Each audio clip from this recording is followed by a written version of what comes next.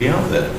Yeah, it is nice. You know, it's nice for me being on the other side of the fence here because I guess I know what the athletes are going through and I can, you know, give a bit of technical insights. But yeah, it's just fantastic to be here, a great venue. We've had a wonderful week so far. I mean, this is my first trip to Romania. You're a bit of a veteran in coming to Romania. Yeah, but it's been a wonderful week of racing so far, hasn't it? It has. Okay, we've got the technical officials lined up now. The conditions are completely different to earlier in the week, and in fact, completely different to earlier this morning. We had a little bit of a chill for the age groupers when they started, and then the sun came up, and it was pretty hot. So it's very windy out there now, which is why we're inside here. We had a very good vantage point outside on the terrace here at the motor ring, Transylvania Motor Ring, which is situated pretty high above Targu Mures itself. We had a sneak trip up to the very top of the building, and you can look down towards the town. The area here is very high and quite exposed. We've just been out to check the course. It's always nice to know what the course is like if you're going to talk about it. No, absolutely. You know, it was so much fun having a little spin around the course, wasn't it? So there we have the men's start list. Wearing number 1 is Daan de Groot of the Netherlands, the 30-year-old. He was 16th in the 2021 Avilas World Champs last year. Surely one of the favourites going into this race is number 9, Nathan Kabir of France. Nathan won this race in Avilas. He is the World Duathlon champion, and his countryman Maxime Hugo Milner was second in that race. The French, you're looking at number 11 there. We know that the French team have been training for their transition in a local car park. There's a big commercial centre, and they've posted a video on social media of them really putting the pace in. Moving down the categories there, we've got number 16 from the United Arab Emirates. This is a gentleman who's no stranger to racing at the very highest level, having actually been out in Rio. He raced there in the Summer Olympics as a middle distance runner. Good to see him over here. And also from Venezuela there, Marvin Francisco Blanco Bompart. He's raced middle distance, 3,000 metres. His best time over 5k was 13:53. Pretty quick, isn't it? Well, it wasn't recent, but he's still going to be there to push the pace. Yeah, it's just great to see, you know, representation from all over the world. You know, athletes from the United Arab Emirates, Venezuela. We've got Japanese athlete there, Shintaro Takai. We have Nicholas de Smet, who was a silver medalist in the under-23 cross world champs on Monday, the duathlon champs. Yeah, so certainly a really strong field. We've also got the World Junior champion there. That was Simon Martin from Belgium wearing number 50. Towards the bottom there, we've got Lucas Prokopadisius from Lithuania. He's one of the athletes who's made the move from age group racing into the elite categories. So the introductions are taking place now. We're going to see potentially some very fast times on this 10k, aren't we? Yeah, I expect the Frenchman Benjamin Chocroix, he's an exceptional runner, to take this run out quite strongly. Nathan Kabir, the defending champion, he did mention in an interview that he perhaps would play things a little bit more conservatively than what he did. You can just see him trotting towards the start line there. So do you think that the French will work as individuals or as a team? Because they're up against the Belgians. Yeah, and you know, we have 12 Belgians on the start list across elite and under 23, which is phenomenal. We have 5 French athletes and 12 Belgian athletes. So yeah, you might find some inter-country working for sure. It's interesting to see that the athletes who are now racing the standard distance here are able to perform to the highest level at both sprint, standard and powerman distances. If you look at Benjamin Chocroix, he's coming here off a good run in Arsdorf at the European Powerman Championships. That's 10k, 60k, 10k. His first 10k was 29:43. He came into T1 with a 45-second advantage over everybody else, but then the Belgian train started and didn't quite get the result he wanted, but he's previously won the title over the sprint distance here twice. Well, bit of tension there, that was the commander starter's orders. This is quite a high exposed area, and they run, it's a very long straight route as they go down towards the bridge where they climb up. Daan de Groot there, still leading the powerman rankings. He'll be hoping probably to use this as a bit of a test of his pace. Yeah, it just goes to show the versatility of these athletes as they stand on the starters orders. We have had false starts in Duathlon before, believe it or not, and the technical officials, they will be all present with cameras, and luckily with the high definition cameras we've got now and the media team, they can replay this. Just down the corridor from us is the VCC, the venue command and control unit, and there they can call back the video and replay it to see if anybody's taken that advantage. Let's hope for no commentators curse today. Well, in the swim, as you know, if there's a false start, you do have an advantage. The false start here, if it's just a twitch, there's not much of an advantage, but the penalty is still there. And that will be a penalty they'll serve in C1 in the same way as if there was a swim like that, for 15 seconds. Yeah, which they'll have to stand stationary. The transition is just behind us, and it's extremely windy out there. The wind is gusting. It comes and then it dies down, it comes again. Yeah, what would you say about the conditions today, Paul? Good for duathlon racing? Well, it's dry. For now. Fingers now. crossed, let's hope it stays that way. There is rain forecast, so we are hoping that we're able to avoid any thunder showers here. But the advantage of this particular course, back in 2019 when we had the European Multisport Festival here, we had to delay the start by a considerable period of time because the storm came through. Tons of water came down, but the way that the track has been laid here for a motor racing circuit, when we allowed the athletes to race, it was perfect conditions. The surface had dried off completely, the drainage reserve was there, and they were hitting the turns really, really hard, and nobody came off. I guess that's the benefit of being on such a drained motor circuit. Have you raced Abu Dhabi? I've raced Abu Dhabi a few times, yeah, and it's fantastic surface, really fast. Can really take those corners quite quickly. So comparing the Abu Dhabi course you've raced and in comparison with what we saw half an hour ago, is this a more technical course? I would say the chicanes and the turns not so much, but certainly the fact that there's a lot of undulation. Abu Dhabi is quite a flat circuit. This is definitely much hillier, so if they're coming into those chicanes and corners at speed, that's going to be quite challenging. Well, we've got a huge team of local photographers that have been working with the team here in Targu Mures since 2015, and the images that they're putting up on the Transylvania Multisport page on Facebook, they're fantastic. Oh, a bit of a switch there, you see. And they're off. I think we will probably expect to see the French athletes going pretty much straight to the front there. Immediately. Yeah. There's a little bit of a backstory. Dan de Groot, wearing number 1, his comment was, I was 7th at the World Championships. I can't possibly claim to be the best duathlete of the world, but it's still nice to be the first in the world duathlon ranking for a while. At least it shows I'm more or less consistent over a longer period. I also want to post reports about the Europeans and the world, but I'm still processing my thoughts about that, so it might take another year. Yes, he was 16th at the World Championships in Avila last year, so definitely want to watch the Dutch athlete Dan de Groot. And we haven't spoken much about number 6, Liam Lloyd of Great Britain.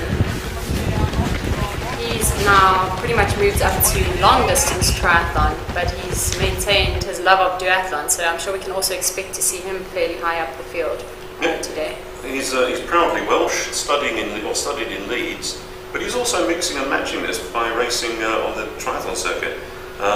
He was on the podium, where was it, in Funchal. Have you raced in Funchal? I didn't, I heard good things about it, challenging course. Oh yes, exciting, the descent through a tunnel. So, now, Paul, these athletes, I think some of them might have arrived at the motor ring, expecting it to be a flat, fast run. I was pretty surprised myself when I arrived here. It is pretty undulating. This is not a flat course. You probably don't get, a great idea from the TV screen as to how challenging and actually how undulating it is. Yeah, there is quite a climb as they come up over the bridge. There's a bridge that takes them across the top of the bike track. And it is a snappy climb. They'll go over the top of that and then they'll run down, and there's a very tight hairpin bend. But that looks pretty much as if it's Benjamin Schocker pushing the pace right at the very moment, right at the very front.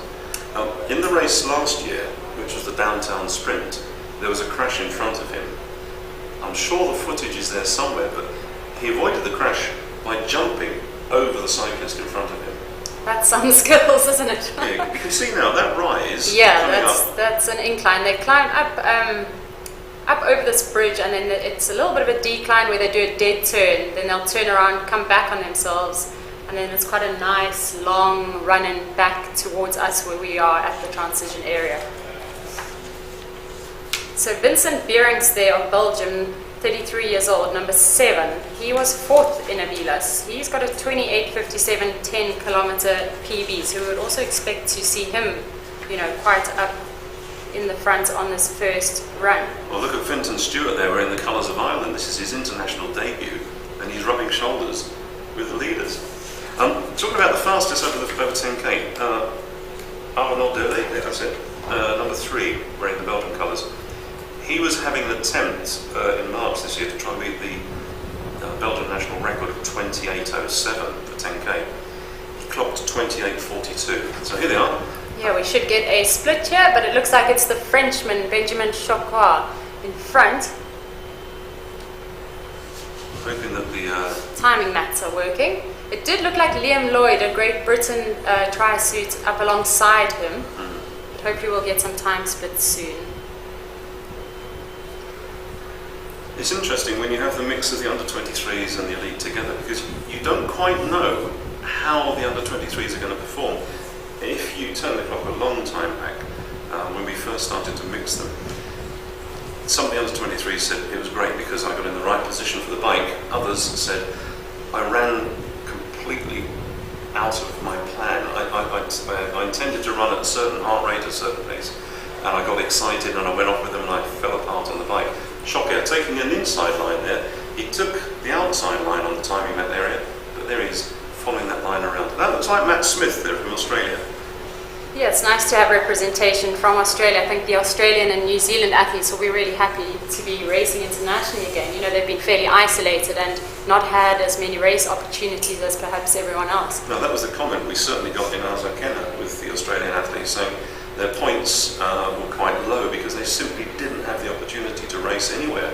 So now they've come up to Europe, they're going to jump onto the European circuit and start building those points up because it's the Olympic year. Yeah, it's fabulous to have them back. We saw the 2 New Zealand athletes both finishing 4th in the men's and women's cross triathlon. So, I'm sure they're really happy to be back in Europe, back for the European summer. So this descent, again, the camera angle doesn't quite show you how much advantage they'll have on the descent. But for people who are watching this just to enjoy it, and when you're running downhill, how much pounding does that take out of your legs? And is there a skill in running downhill that people can learn? Yeah, it does. I mean, the faster you go, probably personally, the less pounding it would take. You just have to let your body go instead of trying to brake, if that makes any sense. So, for example, cross-country running, you just kind of have to let your legs go, so to speak.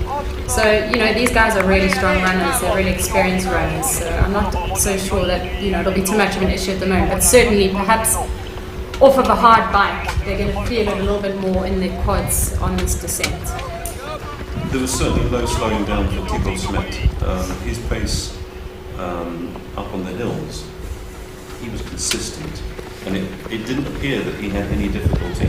Watching him attack the climbs were incredibly difficult. This has been a long period of racing. We had the first race on Monday, and then Wednesday, and now we've got today, and we've got Sunday. And some athletes in the age group categories are doing all 4. Yeah, which is incredible. But why not? If you've travelled halfway across the world, it's fabulous seeing American, South African, Australian age groupers racing. So if I was in their shoes, I'd probably do the same. Is that Phil Wiley, the British athletes up at the front there? I had a bit of a shock when I found out. Looking at Phil Wiley, I've known him racing for many years. It's incredible to think how old he is now. It makes me feel very old as well. I remember him as a young lad, and he's raced consistently, racing since 2002.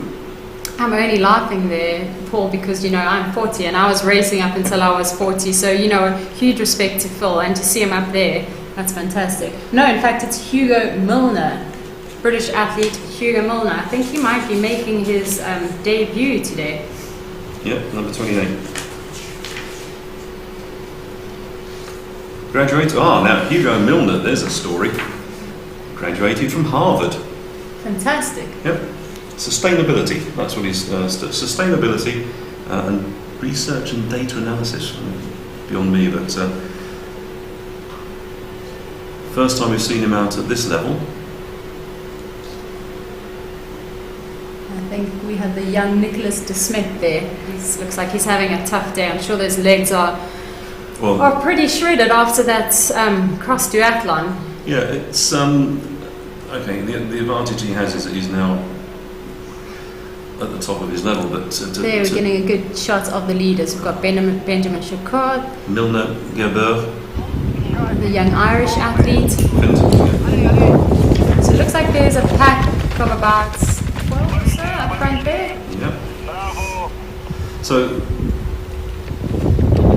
they've completed the first lap. They've gone up to where the main venue is. They've turned sharply. Again, it's a U-turn. So yeah, we've got the splits now for the first run lap. It was Hugo Milner, number 28, who came through in first, and as we would expect, Benjamin Chocard, the Frenchman, in second, followed by Arnaud Delay, Nathan Kabir, and Maxime Huber-Musberger. Now we would expect Nathan as well as Maxime to be right up there. They took the run out quite aggressively in Avilas last year, and they are certainly both favourites in this race.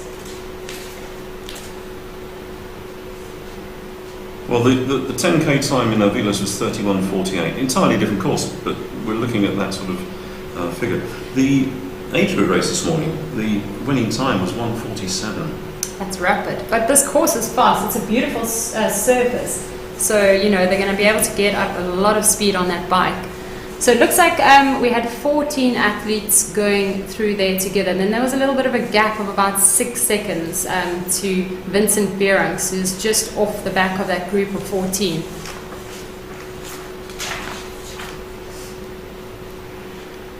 So yeah, we have a lot of Frenchmen in that group. So Paul, we spoke about potential French tactics earlier on, and that might well be the case on the bike, because it looks like we have, I think, 5 Frenchmen in that group of 14 that came through on the run together there in that lead pack. Well, it's not that much of a surprise to see Vincent getting up there. He's been top 5 finisher for the last few races. The world's in Avilas, Europeans in Punta Umbria just before the start of the lockdown, and in Targu Mures last year at the cross Duathlon championship. So that performance level is something that he's been able to maintain. Targu Mures, Transylvania. When someone said, "You're going to go to Transylvania," what were your initial thoughts? Dracula. Castles and Dracula. But yeah, I love going to new places, so I did, look the place up, and you always learn a lot, and it's fantastic. It's got the largest bear population in Europe. There's 8,000 brown bears. Yep. And I think you mentioned to me there's a shepherd's, was in the fields here next to the track, where you said he had some dogs with him because there's wolves that chase after the livestock. So we actually had to warn the athletes back in 2016, 17 and there onwards about the bears. We had the athletes briefing, we explained to the athletes the course, but we also had to warn them about the bears. And in the forests where we have the cross events, there are small communities of bears out there. Yes, so just on that turn there, you saw Benjamin Chocard now making that little. He hit this turn a lot better than the first time. On the first turn, he was a little bit out. He had to edge back in, but he seems to have attacked it a little bit better, just edging forwards as he came into that turn. Yeah, you need to learn how to take a dead turn, because it does upset your rhythm. You're going, if I'm running, these guys are running probably around 3 minutes a K, and then having to, slow down and turn around those 180-degree turns. And these new carbon shoes that the athletes are wearing, personally I found cornering in them a little bit more difficult than normal shoes, because they're slightly more unstable. So it's something that they would have practiced for sure. So would you, on a course like this, you would go and look at the course first, work out whether you're going to wear carbon shoes or normal shoes, Would that be part of your race preparation? No, I wouldn't say. I think, now things are at the place where everyone's wearing carbon shoes. But for example, in an off-road race, the cross triathlon, the guys were probably wearing, trail shoes or just potentially normal trainers that they're comfortable with. Well, a lot of them, they went out to test the course up in the forest, and they reduced the pressure in the tyres so they could get an extra grip. Yeah, we had a lovely few days up there in the forest, didn't we? It's great. We've got 4 different venues at this multi-sport champs. We're up in the forest for the first 2 events, and today we are at the Transylvania Motor Ring. And the final day of racing the elite mixed relay on Sunday, we'll be in the town centre, which will be a fantastic atmosphere. Oh, it's incredible. The first time we had that race there, it was the European Sprint Championships, and it was the first time that we allowed age group athletes to race at European Championship level in that pack. And it was phenomenal to see these pelotons of age groupers absolutely screaming through the town centre. I'm sure they absolutely loved that as well, didn't they? So yeah, they're just coming back down towards the transition area, which is by that cream-coloured building where Paul and I are sitting. And we should get another time split. That'll be 5Ks into this 10-kilometre run. So the athletes will be doing 4 laps of 2.5 kilometres, followed by 5 laps of 7.5 kilometres on the bike, and finishing off with a 2-lap, 2.5k run to make it 5Ks. This is looking pretty fast. They're not far from the turn point now, so we're talking about 14 minutes and change. This is the turn point. They go across the timing mat here. That's where we're going to pick it up. But you've still got the Irish lad Finton Stewart still tucked in with that group. Yeah, Finton's having a fantastic run there. And the atmosphere this morning, the age group athletes, all the friends, families were out cheering and shouting. It was almost like a battle between some of the nationalities to make as much noise as possible. We've got a team of commentators here from Hungary, from Romania and from Israel, and the mixture of sounds and encouragement. There we go, 14:05. Wow. That's yeah, and we have Angelo van der Kasteel there and Arno Delay, also 2 of our favourites. But Angelo, he will mix the distances, but to race 6:35 in Zofingen, that was in the rain last year, it was horrible conditions. That's 10k, 150k, 30k. And now here he is in that group, putting in So Angelo, it seems like he carried an injury over the winter, but seems to have recovered from that, thankfully. He did a 2:17 marathon in Valencia last year, which is pretty quick. And I think, obviously, his main aims for the year is this race, the World Championships Duathlon, and then he's going to go on to race in the World Games in Birmingham, where they have a duathlon event that is held every 4 years. Isn't it? Yes, Birmingham. Birmingham, USA, yeah, and that's the World Games, which is held every 4 years for, I suppose, non-Olympic sports. So it's great that duathlon gets to go in that games. It's a good idea that they do that, because if you look at Run Like Run, it's a sport that everybody can understand. It makes quite good viewing, especially the sprint version. And I know a lot of people would love to see this on the Olympic programme. And of course, if it was on the Olympic programme, then each national federation could divert money to it. The federations that are supporting duathlon, this is their own funding. There's nothing from the National Olympic Committees at all, which is a great shame.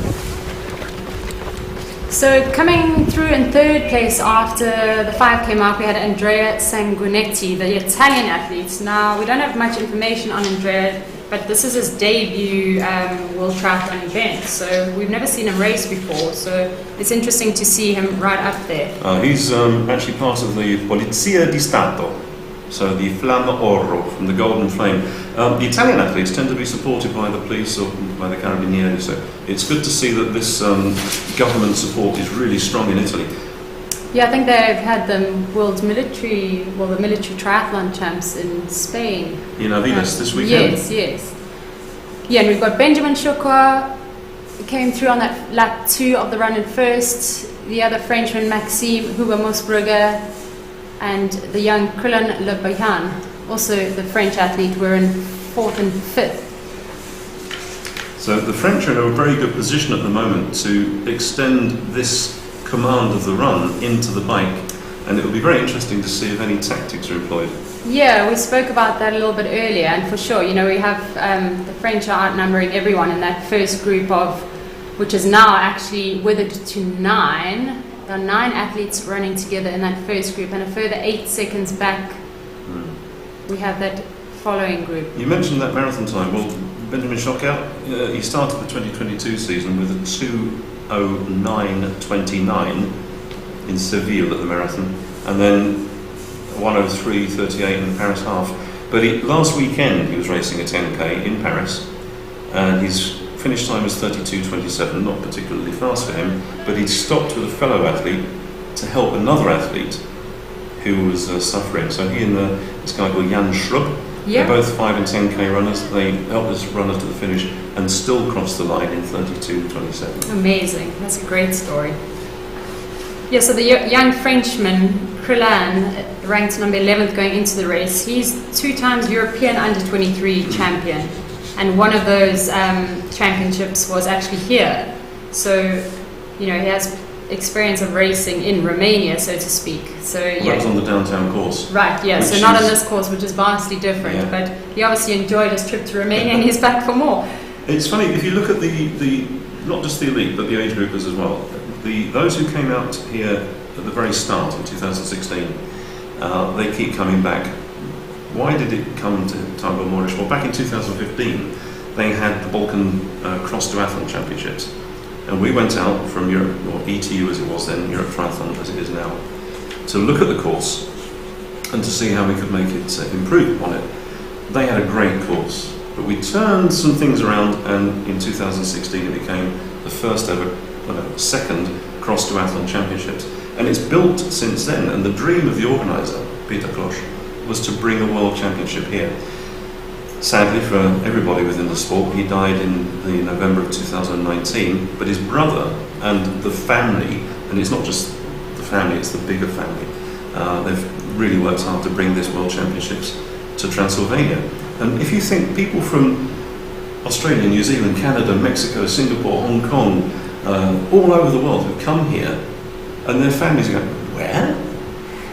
This is great. It's putting Transylvania on the map. Yeah, and it's a fantastic legacy as well. You know, I'm sure his brother's extremely proud. Yeah, and this Transylvania motor ring, so beautiful, almost brand new circuit, Paul. It was completed in 2018.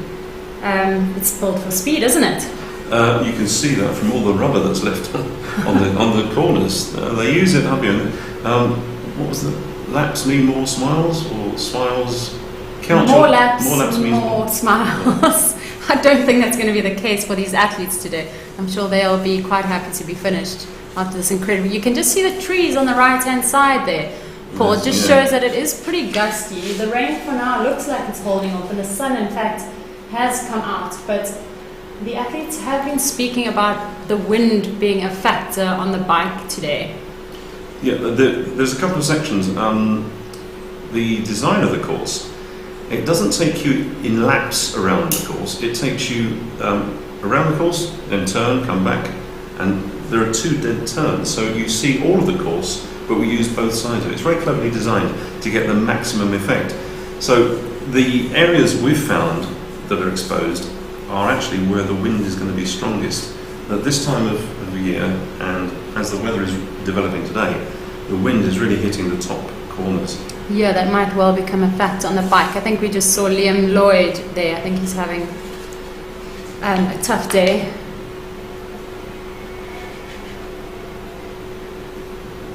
You know, Liam's a fantastic athlete. He's raced a lot on the European and World Cup circuits. As you said, he was 3rd in that European Cup in Funchal in 2017. Been to 2 Commonwealth Games as well for Wales in 2018 and 2014, and he's recently decided to move up to long distance triathlon. I think his plan is to race a few 72.3s and actually an Ironman later on. So, right, should get another time split. So we still have that group, Paul, which is now withered to 8 athletes. with a 12-second gap back to Angelo van der Kasteel, no man's land there. So Benjamin Choucair has taken this run out really hard. And we've got at least 4 Frenchmen in there, no? We have 5 Frenchmen in that group. Benjamin, Maxime, Nathan, Krilan, Valentin. Yeah, so it might be a large pack of Frenchmen on the bike. Again, you got Maxime Huber-Mosbrugger. As a junior, he was quite a strong athlete. Watching him move up to this now, but he also mixes the disciplines, and was recently at that Arena Games triathlon series in London. Yeah, he was 4th there. He was. In the half esports, half, I suppose, live, so to speak, racing, where they swam in the pool, they then jumped onto turbo trainers and ran on the treadmill. So certainly extremely tough format of racing, and you're right, he's very diverse. He's raced that. He races on the triathlon circuit as well as on the duathlon circuit, and I know he's had a change in coaching group. He's now training with the triathlon squad under Paulo Souza, and his training partner was with Seth Ryder, the young American athlete who's been doing really well on the World Series circuit. So I think he's in really good shape. He actually raced pace for pace with Nathan Gerber in Aviles. They did 31:48 together on the first 10k, but then he actually had a faster closing 5k, but had lost time on the bike. So it's not to say that it's going to be the same again today, but it gives you an indication of the pace. Yeah, and both of those athletes are right up there in that top 8, so they're definitely gunning for that title. So I think another 12 seconds back we had Angelo van der Kasteel, who he finds himself in a little bit of no man's land. Then we have the Belgian athlete Gianni van der Broeken, another Belgian athlete Toon Marin, the British athlete Simon Davis, Vincent Bierangs. They are further 40 seconds back. It's not to say, Paul, that they can't make that up in the bike. No. This is an extremely tough course, and if you have a really strong group of cyclists who get organised and work well together. Well, that's it. Finding cooperation within the group. We've seen this around the world. For example, if you take Alistair Brownlee, if you're in a pack with him and you don't work, you get shouted at. Oh yeah, you will get shouted at. But whether you're going to have that motivation in the chase group here, because their lead of 12 seconds, going to transition, one mistake is going to completely snatch that from you. But it also gives, within this group of 8 athletes at the front, 8 athletes, it could give them the chance to break away. If you go down to 6 or 5, can 6 or 5 people at the front working hard keep away from a bigger peloton behind them? Yeah, it depends on the course as well. It depends how motivated that they are, the course. If there is a really strong wind, there might be a benefit of being in a bigger group. Well, this is the final turn before they head back. Yes, the final turn, and they'll be heading back down towards transition. So that's a nice long drag, fast drag back down to where we are. The weather still seems to be playing ball. It's great to see that those predicted thunderstorms have staved off for now. You can see Phil Wiley, the veteran athlete there.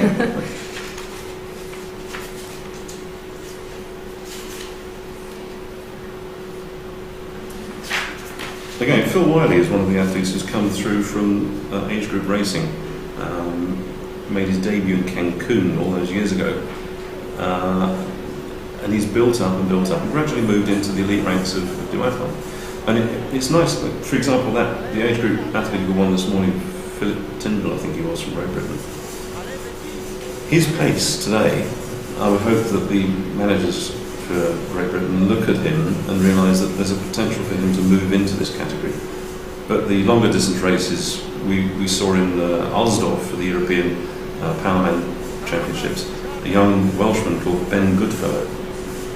If he had raced with the elite, he would have placed 6th or 7th. It was a phenomenal performance. And this move from age group racing into the elite, the potential is still there. Yeah, it was interesting when I was working my way through the start list. I did notice that there were a lot of athletes, in fact, who had started out as age groupers and, were now racing as elite athletes. I suppose personally it's something that I did as well. I was working and then made my way into the elite ranks and, stopped my job and decided to race at this level. Well, there are the advantages of having draft legal events and disadvantages. The purists want a pure race, which is very difficult to find these days. But by having draft legal events, it makes everybody's life a bit easier. Trying to manage a peloton of cyclists who are not supposed to be drafting, as an official, it's impossible to manage. So by having draft legal events, we're giving the opportunity for those to perform at a very high level and to show how good they are, and then move into the elite racing. So they're just coming towards transition 2 now. The French athletes at the back seems to be struggling a little bit with the hot pace being set on now by the Italian athlete. He's obviously really gunning towards the front for a really fast transition. As they come past the buildings here, they make a very a right-hand turn, and there's a bit of a twist as they come back on themselves to go into transition. But yeah, he's edging to the front there. I'm surprised that Shoka didn't explode out and really give a bit more pace, but perhaps he learnt a bit of a lesson in Alsdorf when he was so far in the lead that he was on his own. Yeah, and also, you have to measure your effort as well. You don't want to jump on the bike with so much lactate flowing through your legs. Once they jump onto their bikes, there's a really long drag that they have to go up. So, yeah, he's probably, racing cleverly, just sticking behind, staying comfortable for now, and preparing those legs to get up that climb. As we can see now, that's the arch that they started under, and they should be coming into view very soon, and they'll go past what is effectively the finish area here to the left, and then they'll be bearing to their right.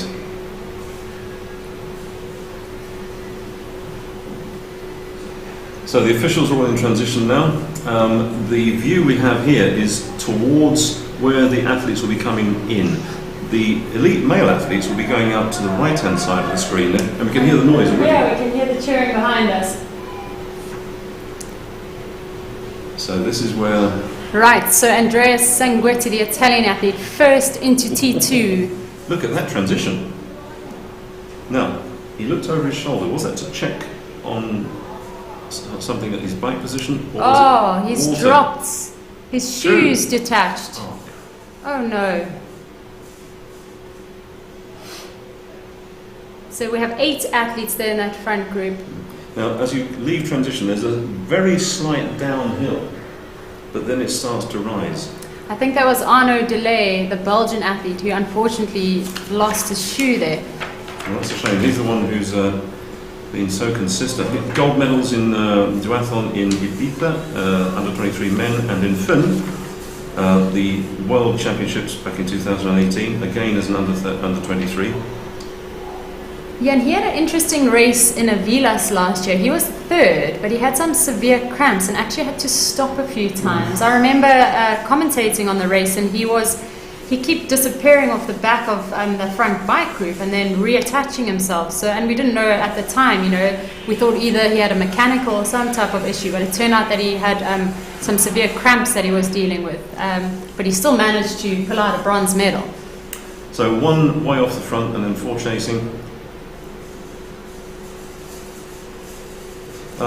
Arnaud Delay, did the Brussels 10-20k, in 1 hour and 22 minutes. No, 1 hour and 22 seconds. That was on the 29th of May.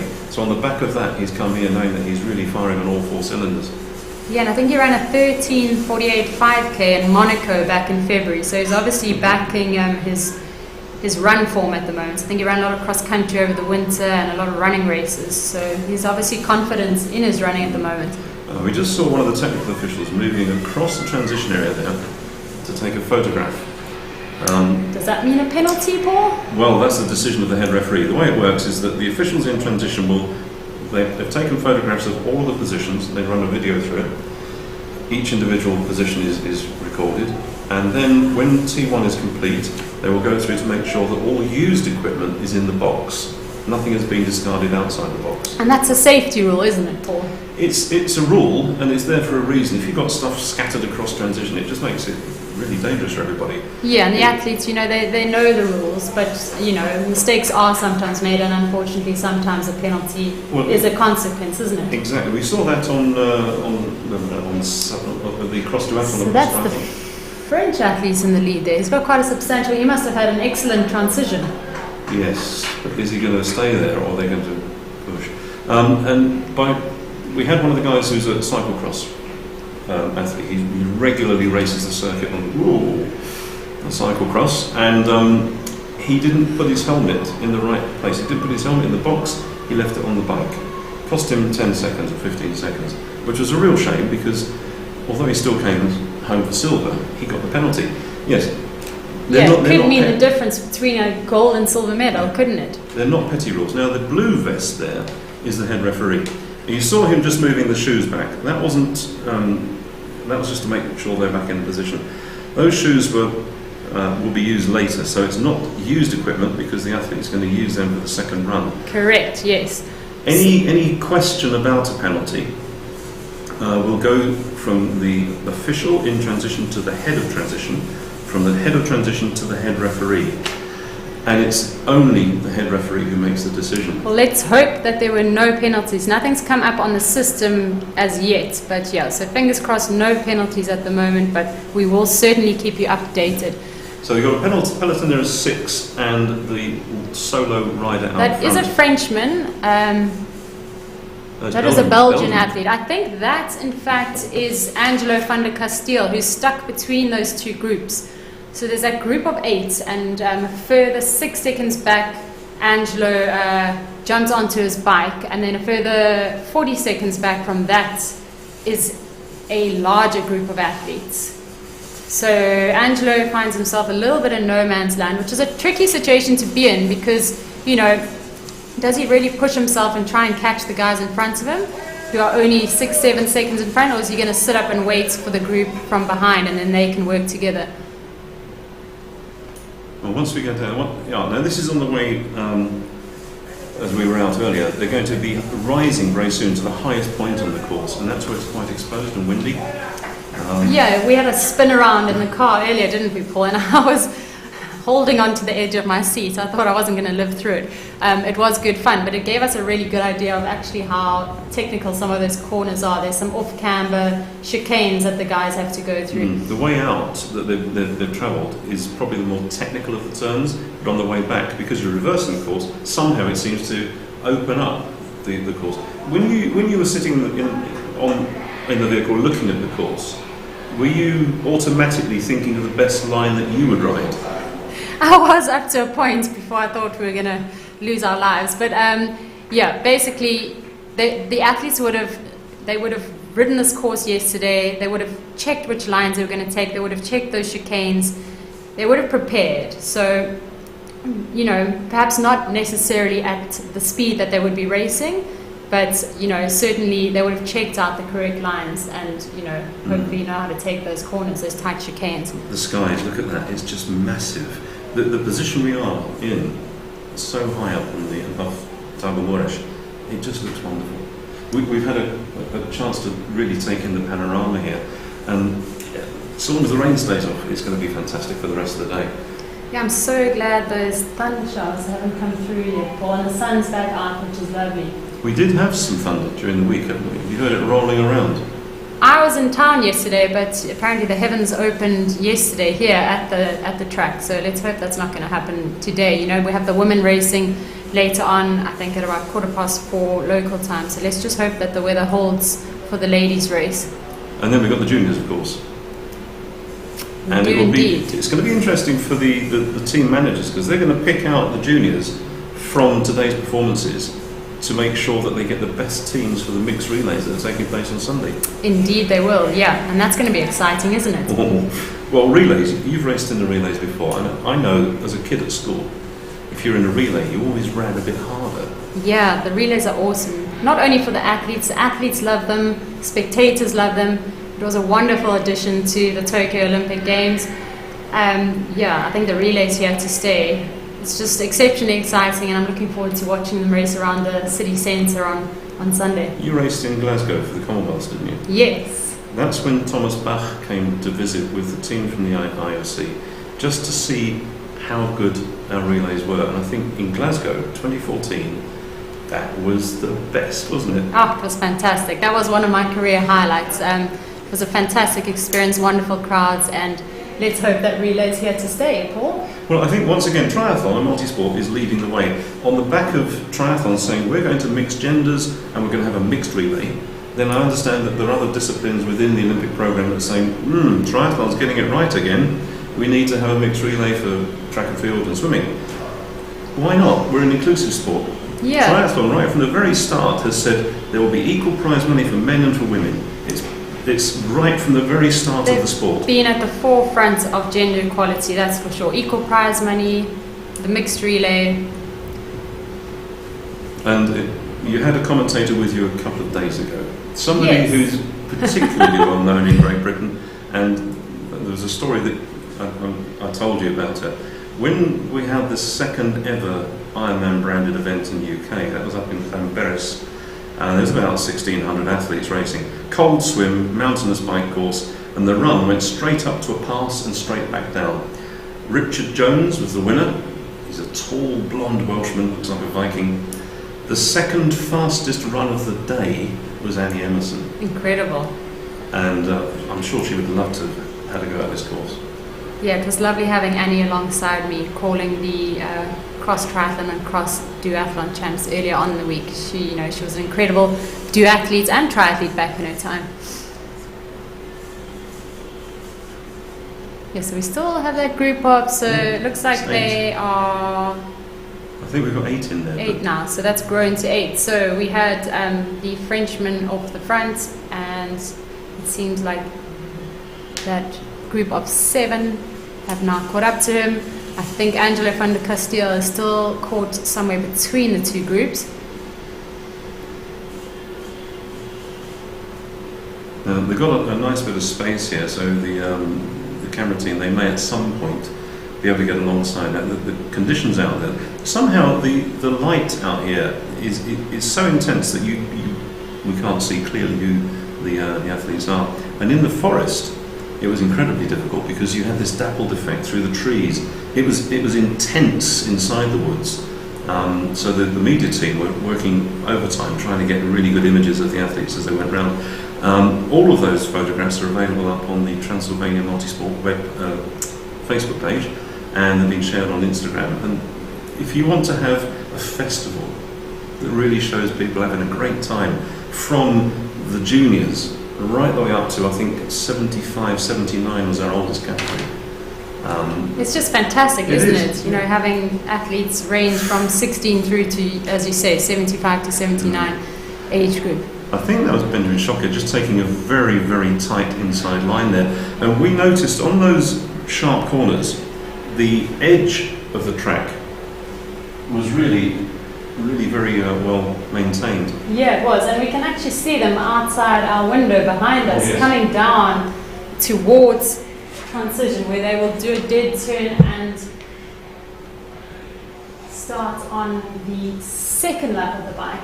So yes, we've got a group of 7. It's the French athlete in the front, Italian, another French athlete, Belgian, yeah, certainly a French domination. France, Italy, France, Belgium, France. Yeah, we're going to get some time split soon. Okay, so Benjamin Schocker is leading there. Sanguinetti, so France, Italy, France, Belgium, France. Oh my goodness. Yeah, so as we discussed earlier, we thought there might be some French tactics. But you know, those French athletes have to run fast to get into that front group in the first place, you know, in order to employ those tactics. So there, we're just getting the splits through there. So we have Benjamin Schocker leading them through. With Nathan Kabir. Was he there? Yeah, Nathan's in that group as well. The French have done particularly well this championships. We saw the domination in the cross triathlon with 3 male athletes on the podium. Yeah, it was a clean sweep in the cross triathlon for France.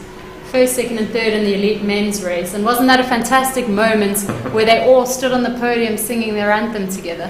Well, that was passion. They were really, really full. So we're now getting a notification that in fact the young Italian athletes, Andrea Sanguinetti, has a penalty. He's got a mount line violation penalty. So Paul, when you said you saw the referees taking out their camera there, he would have unfortunately mounted his bike before the mount line, which would incur a 15-second time penalty. So that's it. Andrea Sanguinetti, the Italian athlete, who's got a penalty. Well, that will be served out in the final run. The penalty box is situated out on the run course. How do we impose penalties? The penalties are there to take away the advantage that somebody's got by not doing the things that the rules say they should be doing. So for him, mounting before the line or on the line is the same as a long jump.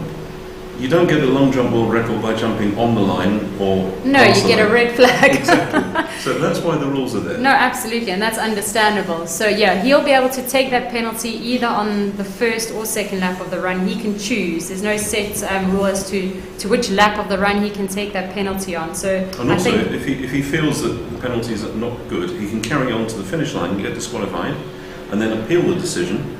Yeah, exactly. And at that point, if the evidence is not as strong as it should be, then... No, for sure. So yeah, it'll be, I suppose he'll see where he is from a tactical perspective, you know, when he elects to take that penalty. Yeah. It's also quite intense for the technical officials because they're standing in that penalty box. Sometimes there's nothing to do. Sometimes it's full. And for example, in the relays, you can build up those penalties for athletes, and the penalty can be taken by any athlete. And I remember in Geneva there was one technical official who said, I've got the gold and silver Olympic female medalist here in front of me. No, that's the thing. No favoritism, rules are rules, unfortunately. Yeah, so that first lap of the bike lap 1 of 5 laps, we still have those 7 athletes now. What sort of lead have they got over the chase pack? The lead is about 38 seconds, so 38 seconds back. So we have Benjamin Chocot of France, Andrea Sanguinetti, the Italian athletes, the Frenchman Krillin Labihan and Nathan Kabir, Arnaud Delay, Maxime Huber-Brusmuger, Valentin Andre. Those are your front 7 athletes in the 2022 World Duathlon Champs. Valentin Andre, it's his international debut, but he was 3rd in the French Championships this year. Wow, that's an incredible debut by the young Frenchman. Well, to find himself rubbing shoulders with the world champions, that must be a wonderful experience for him. Yeah, so the athlete that was dropped out of that group was the British athlete Hugo Milner. He had a fantastic first run, but unfortunately now finds himself 39 seconds behind that front group. He does have company. He has the Dutch athlete Thomas Kremers, as well as his countryman Simon Davis, the Italian Gianni van den Broeken, and unfortunately Angelo van der Castile has also incurred a penalty, the Belgian athlete, for an irregular transition. I'm not entirely sure what that means, but we can find out a bit later, I'm sure. Thomas Kremers, he's been picking his way around the other regions in the world. He was racing in Manama in Bahrain. That was a bronze medal he picked up there at the Duathlon Championships. You've had the opportunity to travel around the world and race, and what is the atmosphere like when you go to the other races? They're off the beaten track, as it were. Yeah, it's awesome. You know, that's one of the benefits of being able to race as a professional athlete. It's incredible. You get to travel the world, you get to go to, you know, some wonderful places.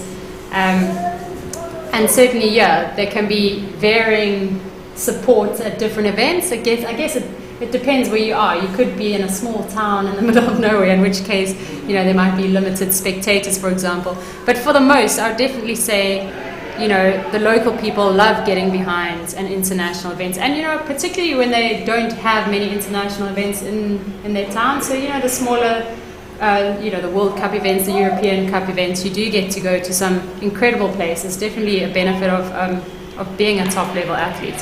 It sounds quite glamorous, but the reality is you're sitting in a plane for a long time. You're worried about your luggage. You're going to a different time zone. How readily can you adapt to that? Yeah, it's tricky because a lot of the time with the schedule, you don't have the luxury of just, you know, going out a week before where, you know, that would be ideal. You might be going from one race in Asia to another race in Europe to another one in South America. So you don't have the luxury of really planning for it. It's just something that you deal with as an athlete. You get really good at sleeping on planes.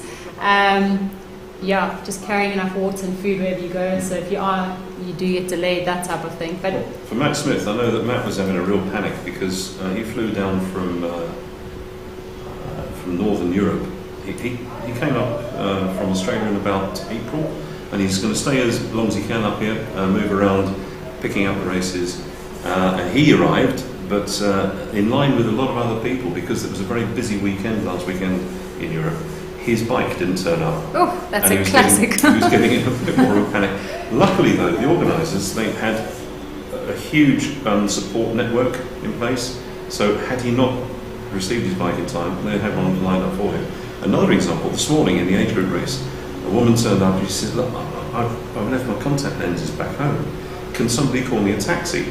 So the organiser said, "If you get a taxi, it's going to take too long." So the chap who does all of the background logistics, he gave his key to a driver, said, "Get in my car, take her back to the hotel." So they did that using all the roads that they know and got her back in time for the start. Isn't that fantastic? And you know, Paul, for the local people, they really do get behind these types of events. And when athletes do find themselves in trouble, they've travelled a long way to get to those races, they do their best to really try and help you if you are having an issue or any struggle, any equipment doesn't arrive, for example. Now the motorcyclists we see out here, you've got some of the motorcyclists will be out there just for safety, some are carrying photographers and some are carrying technical officials. But these are the guys who run all the safety stuff around this motorcycle ring, motor circuit motorcycle ring. So they know the course and they're all trained in looking after athletes. They're in communication with the medical team here, who we've been using at these events now since 2015. They're a mountain rescue team, all of them, and they move around the venues that they're used by the multi-sport team here in Targu Mures.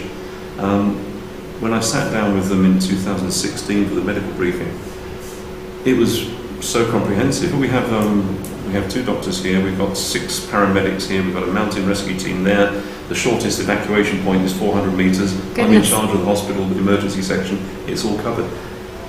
Yeah, you sometimes don't realise behind the scenes how much actually goes into organising an event of this scale. You know, it's a multi-sport champs who have 4 different events in the space of a week. And different venues as well, yeah. So we've got 3 different venues. We're in that gorgeous Conesti forest the first few days. And now, you know, look at that beautiful countryside in the background, the beautiful hills and the farmland of Romania there. And on Sunday we'll find ourselves in the city centre, which is beautiful in itself. Between all the cathedrals, you've got the small Orthodox church, the big Orthodox church, the cathedral, the Catholic cathedral. It's the history around here is amazing. Yes, so going through after that first lap of the bike, so we had that group of 7 and we've got a group of 9 behind them. As I said, I think they were about 38, 39 seconds behind. So it'll be interesting to get a split when they come through on the next lap of the bike, because we did have some athletes a further 20 seconds or so behind that group. Well, they've just put up the graphic showing 26 degrees centigrade. The wind has dropped quite a lot. It's down to 13 kilometres. Whether it's going to stay like that, I don't know. We look at the forecasts as frequently as possible just to try and get some predictions as to what's going to happen, because when it starts to blow here, it certainly blows. And the view now, as they come down here, they're going to do another dead turn. Yeah, we can see them behind us. Yeah, they can. And in fact, that looks like that group is now swelled to That's interesting. look like about 14 athletes now in that front group. So if that is the case, then that group of 9 behind the group of 7 would have actually reeled that group in. We'll bring you a split shortly.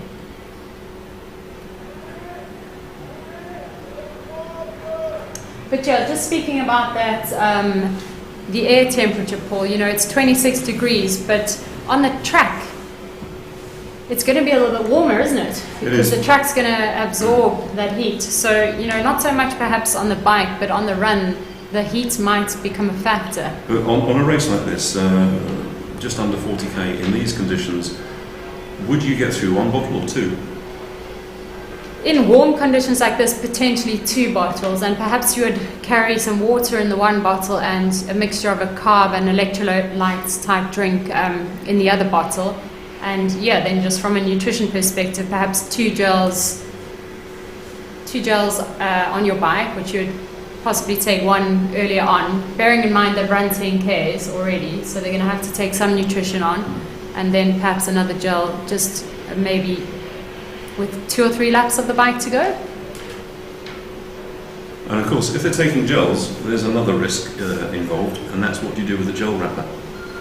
Yeah, so, you know, it's not great to litter, and I would stick them in the front of my tri-suit because, correct me, is there a penalty for littering? There is, yes. So that's a recent-ish rule, I think in the last 2 years or so.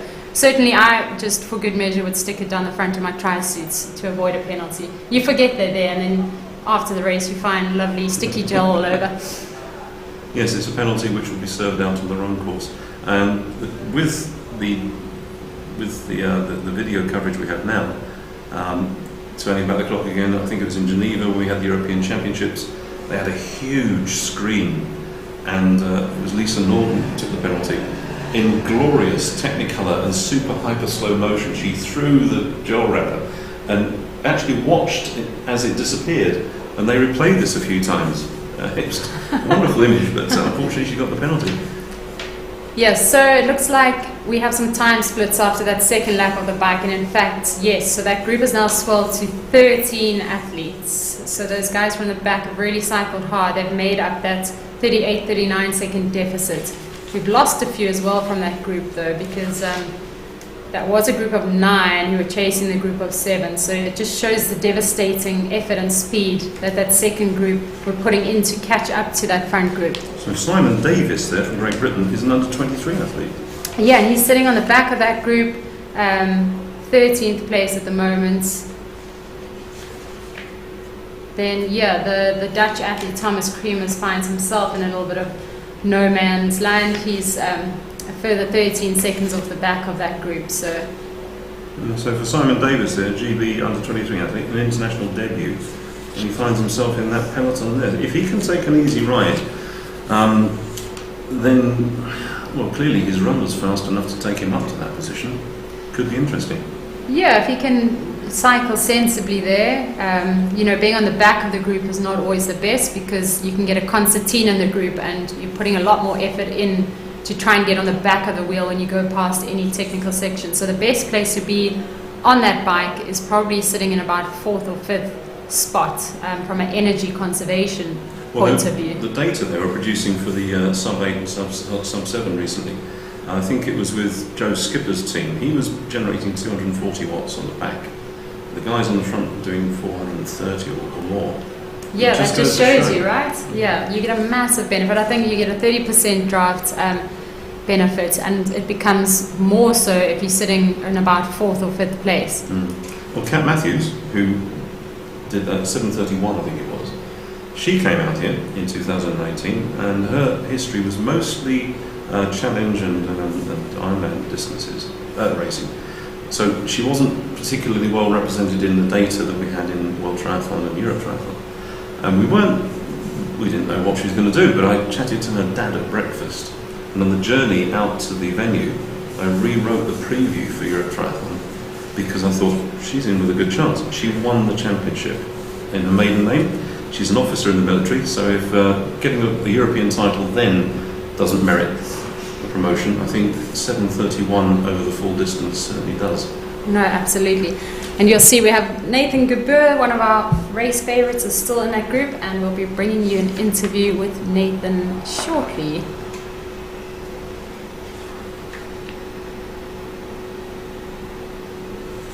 Yeah, last year I was so lucky to be part of this team.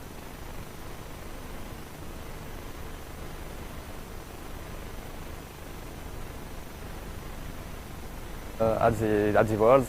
I finished second at the Nationals. That was a very good surprise for me because I was injured for 1 month before the race because of the vaccine. So first it was good to race, and after I just wanted to give my best, and podium was not especially an objective. I was just wanted to give my best. And finally I finished first. It was a very good surprise. The circuit is not flat at all. It's very hilly and very windy also. So for sure tomorrow will be a very hard bike race, and I really like it. It will be a very nice battle, and for sure we are 5 French guys today, and everybody has his chance. I think we have to be smart tomorrow because we have 5 good opportunities to make podiums and medals. So we will race with our strengths, and we'll see what happens. I'm confident on my team, and I think we can go back at home with 1, 2, or maybe 3 medals. So I was 25 when I won last year. I didn't expect this result because I have no national title, no European title. So I was sure to be one day a world champion. You have to complete some steps. So that's why it was like a good surprise, I said. And tomorrow I have already this title, so I am more confident on my capacities. And no pressure, no stress, and just have fun and do what I love. I'm 26, maybe I will do that for 10 years still, and I also maybe will try some Ironman 70.3 this year. I will be part of the 70.3 in Vichy. Or maybe the French success comes from our staff and our organization, and from an history point of view, we have the French Grand Prix, which is very, very tough level, high level, and it helps us for sure. And we have a lot of good athletes, young athletes, who are still pushing more, and that's why I think so. And contrary to last year, I was leading the race in the first 10K. Maybe with this win and with the good runners who are present today, I will stay in the pack and manage my energy, because the race will be very, very tough, very long. For sure, at the end, the best one will be the guy who manage better than the other, for sure. I know. Looks like this is the Venezuelan athlete. Yeah, the young Venezuelan athlete there. We'll get more details on that if we can shortly. So you just heard Nathan Kabir there say that he was already world champion, and that gave him so much confidence. There was no pressure on him because he was, he is, or what up until today, already world champion. He said he was surprised to win in 2021, and that he was going to race smart today. And it looks like he's executing that race plan. But it's great to be in that position where you have won the title already, and you can just go out there pressure free and just go and enjoy it and see if you can do it again, right? Well, this distance, if you can clock that distance in 1 hour 45:28, which is what he did in Aviles, and take the world title, then why not? But that win, there's Matt Smith there in the Australian kit, that's in one of the groups trying to catch up with the leaders. But the win last year in Aviles, that's now, he's the 4th Frenchman to hold the world title. Yann Millon, all those years ago, back in 1998-99. Benoit Nicolas in 2014 and 17, and now Benjamin Choquet 2019. he joins that group of Frenchmen. And I wonder whether that pace was done to shut out the Belgians. Yeah, you know, the French have a French Grand Prix duathlon series. I think he mentioned it there in his interview. You know, he was asked, why are the French so strong? They have this incredibly high standard of racing in their own country. It's a series of 4 or 5 races where they get to race against the best duathletes in the world. The clubs contract athletes from other countries to come and race against each other. And you know, as a youngster, getting that opportunity when you're coming through the ranks, what a fantastic experience. So no wonder they're building a stable of incredible, talented, you know, they're dominating. You raced some of the Grand Prix series in France as well? Yeah, I raced on the triathlon circuit for Châteauroux. Oh, great. Yeah, and had a great time. I was treated really well and really enjoyed racing for Châteauroux. Well, as the extension of that, that's such a very well organised circuit. There's now a European Championship for clubs, and we see world-class athletes turning up racing for Poissy or Châteauroux. So that's the turning it. So we had 2 athletes there dropping out. That was the athlete number 17 from Venezuela, Marvin Francisco Blanco Bonta, and from UAE, that's Saud Al-Zabi. Both of them dropping out. Now, whether it was because the pace was too high, I hope that's the reason, and I hope it wasn't a crash. Yeah, unfortunately it looked like the Venezuelan athlete, you know, he was lying on the grass next to his bike, so fingers crossed that he's all right. But once again, the medical team, Cassie Luca is our doctor out here, and the mountain rescue team will certainly look after them. There's a helipad quite close to us, and if there is an emergency evacuation, off they go there. Sounds like they're very well prepared. So we've got some splits at the end of bike lap 3.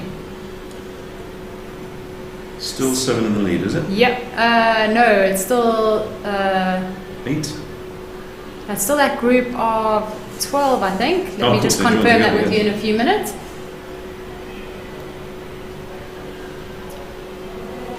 And the Dutch athlete who was in that mix, was that Kremers?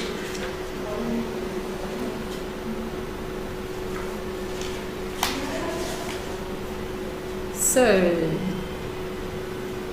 yeah, we have a group of 13 at the front at the moment, so that's stayed the same. Kremers or Bakker? Or Dan de Groot? Yeah, so we've got Dan de Groot there.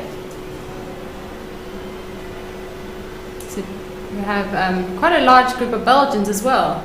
Inside that lead group? Yes, yes. Ooh. So the Belgian train has come from behind to catch the French train. It's been a long journey in triathlon and duathlon. I've seen Benny van Steelant race at a number of occasions, and the passion that the Belgians have for duathlon is, I think it's greater than it is in France because there's such a tradition. Oh, is that the Venezuelan athlete back up racing? He's back on the bike. That's great to see. That's fantastic if he was able to get back on the bike. Perhaps he had a technical issue, something wrong with his bike that he was able to fix, but it's great to see that he's back on. Well, they've got 2 wheel stations. There's the team wheel station, and then just past that turn, you can see the rider heading down towards what's white on the screen. That's the turn point. Just beyond that is the neutral wheel station, and they've got a selection of wheels to suit almost every permutation. Have you ever had to use a wheel station in your career? I have. Unfortunately, I think once or twice. Yeah, it's not a great position to be in, but at least you do have that option. And I know in the bigger races, like the major games, they have roving wheel stations, so they have motorbikes with the wheels on them. You obviously always want to be able to finish a major game, so I think that's a great idea. And when you have to change a wheel under that sort of intense pressure, it doesn't go as easy as it should do. No, there's a lot of, in fact, you try and just calm yourself before you actually jump off your bike to do it, because you really just need to be as calm as possible doing it. But the disc wheels make it a little bit trickier, because in fact you need an Allen key for some of the disc wheels, so those wheel changes become a little bit more challenging. So you can see, I think the young Belgian athlete Thibaut de Smet, the under-23 athlete, I think he made a break for it off the front of that group. I'm not so sure. Is Thibaut de Smet in the lead group?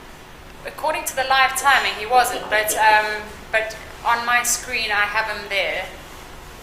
as the lead athlete coming through on bike lap 3, but we will confirm that with you once they come past us again to go on the 4th lap. So yeah, Thibaut de Smet, for those just tuning in, he became the World Cross Duathlon champion on Monday in the forests on the Cornesti Plateau. He's an under-23 athlete and he took the elite and the under-23 title. It was a dominating performance. It was incredible. His debut to 2022 international racing to take that title, but to win the race outright, it really was incredible. I saw him race last year up in the Dolomites, and that was, I think it was a silver he took in the under-23 category. And many of the athletes were saying that the course here was as tough as any Xterra course they've raced. That's saying something, isn't it? Yeah, we saw the Belgian athletes out for dinner celebrating after their race on Monday. They seemed to be extremely happy. They had a great performance across, elite and under 23. So it'll be wonderful to see them having a good day today as well. Was Steph Korthouse in that lead group as well? He's the reigning under-23 champion. So Steph is leading the chase group as far as I can see. So no, he's not in that group, unfortunately. But he's obviously doing a lot of work at the front of the chase group, trying to... Okay, so they're turned again, just close to us here.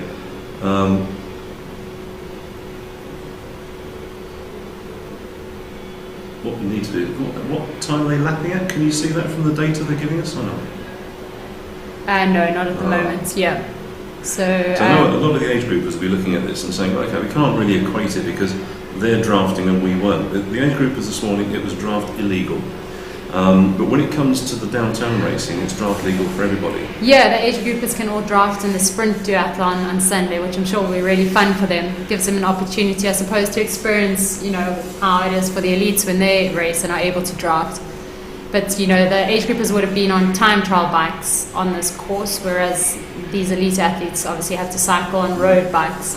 So the time trial bikes are a bit more aerodynamic. They do go a bit faster, but you definitely get more speed drafting in a pack.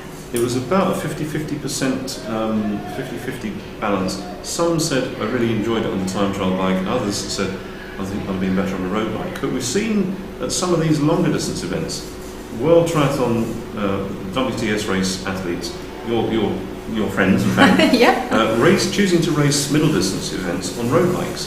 Yeah, I think we saw Taylor Knibb race the 70.3 champs, the world champs on a road bike, and she didn't lose anything. She was absolutely phenomenal. And does that, in that position, when you come off the bike, are your leg muscles more readily able to run? I mean, some of them also. So we're just getting a graphic of the course map there. Gives you a good idea of the bike map, which is in yellow. So the athletes, it's a 3.5K motor ring circuit, which the athletes do in reverse, if that makes any sense, twice. So they're covering 7.5 kilometers per lap. The white bit, it says the bridge, which is that's the highest point on the run. Yeah, so that is actually quite a bit of a climb from the transition area, the red building, back up across that bridge is quite a climb. They then do a dead turn and return back down that nice downhill towards the finish. And the wind has that's changed completely. Compared to what we had at the start of the race, the wind has dropped. Yeah, the boxes in transition where the athletes deposit their helmets and shoes and things, those were blown all over the transition area just before we started. So Paul and I were moved indoors because we thought that the heavens were going to open and we were going to have a massive thunderstorm, but we've been really lucky with the weather.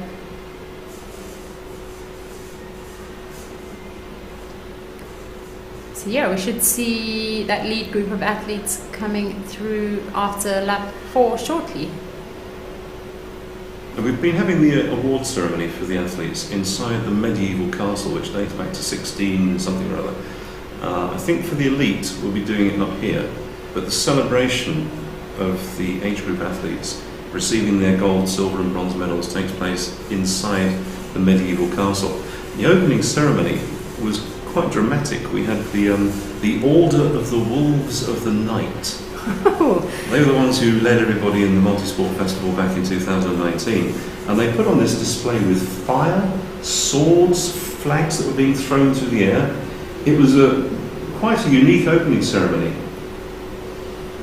You can just see the British athlete in that group really working hard on the front. And he'll be coming up to that that the leaders have already gone through now. Ooh, is that a bit of a cramp there? It might be. That might be our lead. That perhaps might be Thibaut de Smet coming through. If he's broken off the front and done that, that's incredible. Yeah, no, that To would think be that quite a ride. if he's able to do that after what he did up on the hills, wow. Now, is that Dan Groot or is that Kremers? That looked like De Groot from the back of the tri-suit. Now he's in that front group, so What's happened there? it looks like he might have had a problem there.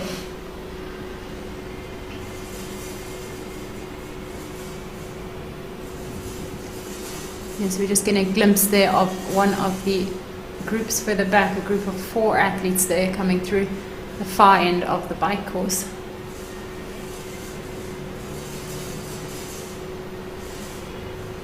We were talking about the glamour of being an elite athlete. People think that being a technical official is quite glamorous.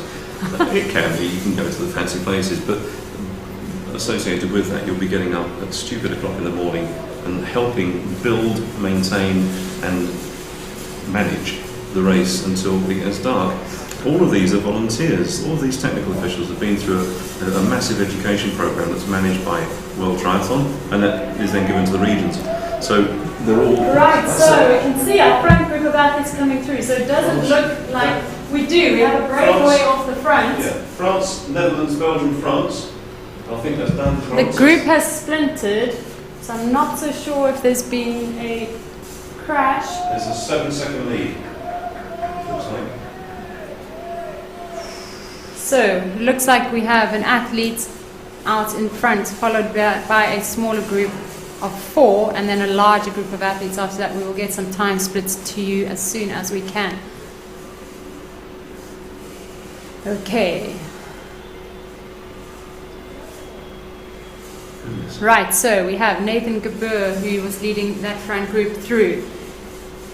I think that was a timing mistake. Thibaut de Smet is not in the front. That is not a breakaway as far as we can see. So we have Nathan Kabir, who is in first position, bringing that group through the transition onto the last lap.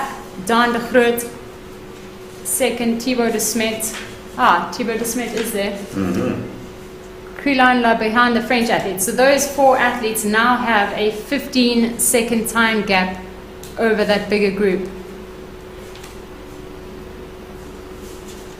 Pushing that chase group is Angelo van der Kasteel, the Belgian athlete, the number 2 athlete.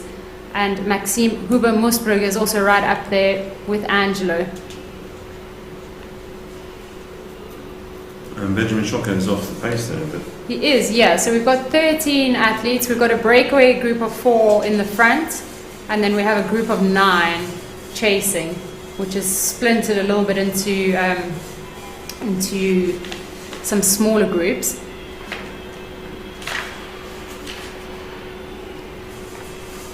Yeah, so Nathan Kabir, Dan de Groot, Thibaut de Smet, Krelan Behen are our front group of athletes in this 2022 World Duathlon Champs with 1 lap to go on the bike course.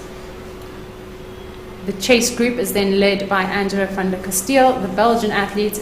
They are a further 15 seconds back. That is, and he's going to lose another 15 seconds for that penalty. Correct, yes. That looks like one of the pelotons there being led by the Hungarian athlete. That would be one of the under 23 athletes. That's going to be, I think. That could be Peter Zalagi, the number 32 athlete. There's 2 Hungarians, Peter Zalagi and Peter Simon. They're actually cycling together in the same group. Looks like they're working on the front of that group. Japanese athlete Shuntari Tukai, who unfortunately also has a 15-second time penalty for an irregular transition. Well, Peter Simon there, the Hungarian athlete number 21, he is also one of the athletes who's very recently made that transfer from age group racing into the elite. So good for him making that step, and a good position to be there. Isn't it crazy to see Thibaut de Smet right up there? What a fantastic race after that fantastic effort.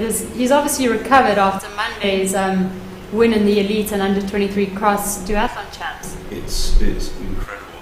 If you think, how long would it take your muscles to void that lactate buildup? Yeah, so we're talking about this. You know, athletes will have different recovery strategies. Some athletes will recover better than others. He would have, probably had an ice bar. He would have had a massage, got a recovery shake or chocolate milk, which is sometimes just as good as a recovery shake. Also tastes a bit better. He would have got that into him as quick as possible. And just tried to recover as quickly as he can to turn around for this race 5 days later. It's not a lot of recovery. That cross duathlon was a tough course, as we've highlighted. I know that a lot of them were saying that it was impossible to run all of it. There were sections where they simply had to walk and pull themselves up. Yeah, we saw that on screen. Some of the athletes, they were running with their bikes. It was almost like a cyclocross, that type of steepness where they would run and then jump back on their bikes again. Inside the forest, there was a couple of spectacular areas. One was a climb. On the Tour de France, there's always that moment when the crowds get really close and there's that atmosphere there. Well, they had a bell at the top. And the athletes hit the bell and they were ringing the bell. And they were doing a split to see who the fastest person was up the hill. Amazing. Added incentive to really push. But then the descents, they had the amount of padding they put on the trees on the critical points.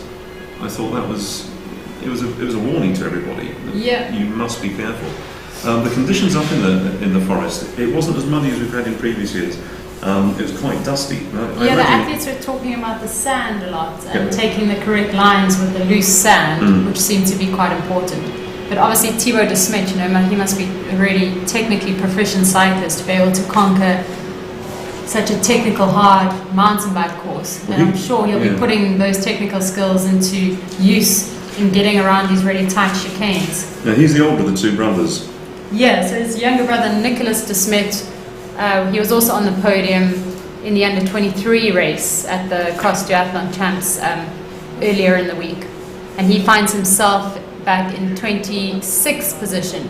He's probably quite high up in the under 23 division at the moment in this race. Well, Nicolas was under 23 silver medal winner. The parents must be absolutely over the moon. Talking to some of the age group families out there, my son's a world champion. We've heard that from all around the world. And quick photograph, we'll send it to you and we'll get that message back to your family. And it was the first time, wasn't it, that a world champs duathlon. Yeah, exactly. Fantastic. To have another opportunity at a world championship title. Good.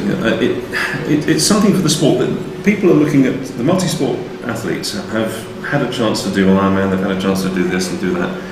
But there's always something more, and Xterra has been filling that void, and it's now World Triathlon who've decided, we're going to do that as well. And so perhaps we'll see that, as we did in Europe, the combination of the two federations working together to stage the best events around the world. And if you look at the commercial companies and how they present their races, and the infrastructure that World Triathlon can bring to the event, let's face it, the event organiser's handbook, it's a bible for making these events work. The competition rules, they're the standard, the industry standard. You mix that with somebody who's got the commercial backing, and lo and behold, we have the best events around the world. Yeah, so we've still got Benjamin Chokwa still in that front group there, the French athlete.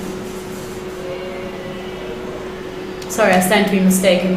He's in the chase group, so it's 15 seconds behind. It's still those four athletes in that front group. Nathan Kabir, the French athlete, Daan de Groot of the Netherlands, Thibaut de Smet, under 23 elite cross duathlon championship, and the French athlete Krylan Lebahan.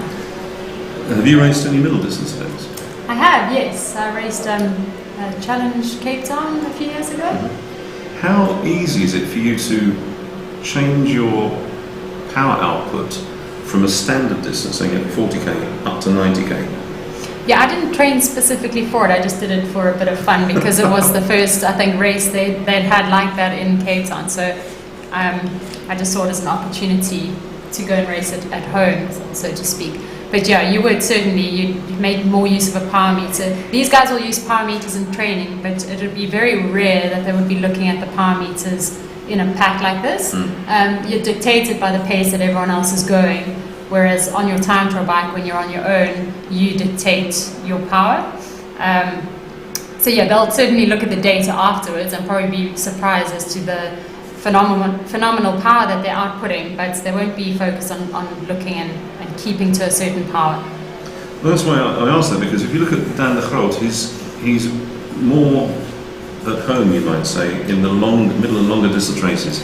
When you think of his the fact he's currently leading the Powerman World Rankings based upon the Powerman World Series, which is 10, 60, 10, and then the big one in Zofingen, to have that the power for that distance and then to translate that into a 40k race, the endurance and the pace, he's got a mixture there that seems to be working today.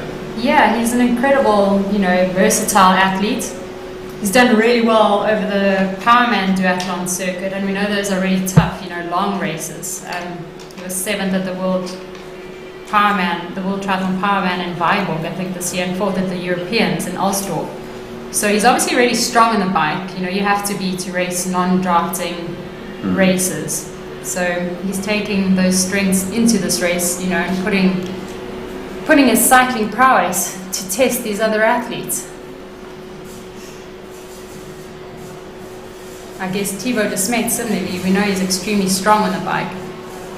Well, in the Dutch National Championships this year, Dan de Groot opened up the 10k with just under 32 minutes, but then he rode solo, did the 40k. So his finish time in the Dutch National Championships, 1:49.50. To do a solo ride when you could be in a pack, wow, that's quite impressive. Yeah, it just highlights his strength. He's quite an unassuming gent as well. He was very relaxed in Alsdorf. He had time to talk to people. There was none of the intensity that you see with some athletes who are so focused. Dan was very relaxed. So Paul, we can see the technical officials, they're just waiting for these athletes to come in after that fifth and final lap of the bike. Oh, this is going to be intense. Right, so that's Thibaut de Smet wrecking his bike first, up there, that's the youngster, the under-23 athlete. So his advantage there is that he has had a very short distance to run to drop the bike off, which is why he'll be out first running. The others have had to run further with the bike, now they've got to try and catch him up. Having said that, he's last out. No, Thibaut. Oh yeah, right, sorry. So those are your 4 lead athletes heading out onto this final 5k run in this 2022 World Duathlon Championships here in Targu Mures, Romania. And if we can look at the data in a minute, we'll find out just how quick Thibaut de Smet was going through transition. He's already been caught up there. You see, that's going to be... Who's that going to be? Is that going to be Nathan Kabir? Yeah, so Nathan is certainly in that group of 4. Oh, so... No, I'm not quite sure that's how we saw it, but Thibaut de Smet, Guillaume Le Bihan, Dan de Groot, and that chase group. 1, 2 and 3, yeah, so... Oh. So we've only got 5k to go now. That's Hubert Mosburger from France coming in there, long run through transition. They've done the same for the women. They have the elite women at the front and the under-23 women at the back. Yeah, so Nathan Kabir, I'm not sure what happened to him in transition there, because the timing's got him as 21 seconds, so he's 21 seconds behind. Now we've got somebody rushing back into transition because they've either left something or they've dropped something, running against the flow there. Now the officials will be looking very carefully at that. If he keeps out of the way of the other athletes, then okay. But he's still in transition. Now off he goes. Ooh. So yeah, I'm not so sure what happened to Nathan Kabir, because he was into transition with those other 3 lead athletes, but he came out of transition, 21 seconds behind. You've got Maxime Hugo Milner, who's going to be chasing hard from 5th. He's 1 minute and 7 seconds off the young French leader, the number 11 ranked Guillaume Le Bihan. Okay, that's our race leader at the moment, and it's Race French. leader from France, athlete. yeah. And Benjamin Chokaz is in 7th position out of transition. He's a minute 14 off of the French leader. So France, Belgium, and I think it's Dan de Groot, just behind them, and Nathan Kabir is way back. That was. I'd love to see what happened in transition there. Yeah, he's had some more other issue in transition for sure, because he was in with those other 3 athletes. So yeah, that's unfortunate to see for the Frenchman. So they're going to be taking liquids on board, no doubt. Yes. Yeah, it'll probably be quite warm out there. Now we talked about the littering. Before the drink station, aid station, they have a 20-metre littering zone, and beyond it there's a further 80 metres. So there are big signs put up. Did you ever notice those when you were racing, or did it just sort of flash past you? I definitely noticed them. I think because we were warned about them and they were pretty big. So I never got a penalty for littering, thank goodness. Well, this is a very, very good performance from Crilan-Le-Bihan. As we said, an under-23 gold in Punta Umbria Europeans. That was a city centre type race, and it was just before the lockdown when it all started to go horribly wrong. And he's raced here twice before. Yep. So he obviously enjoys racing in Romania.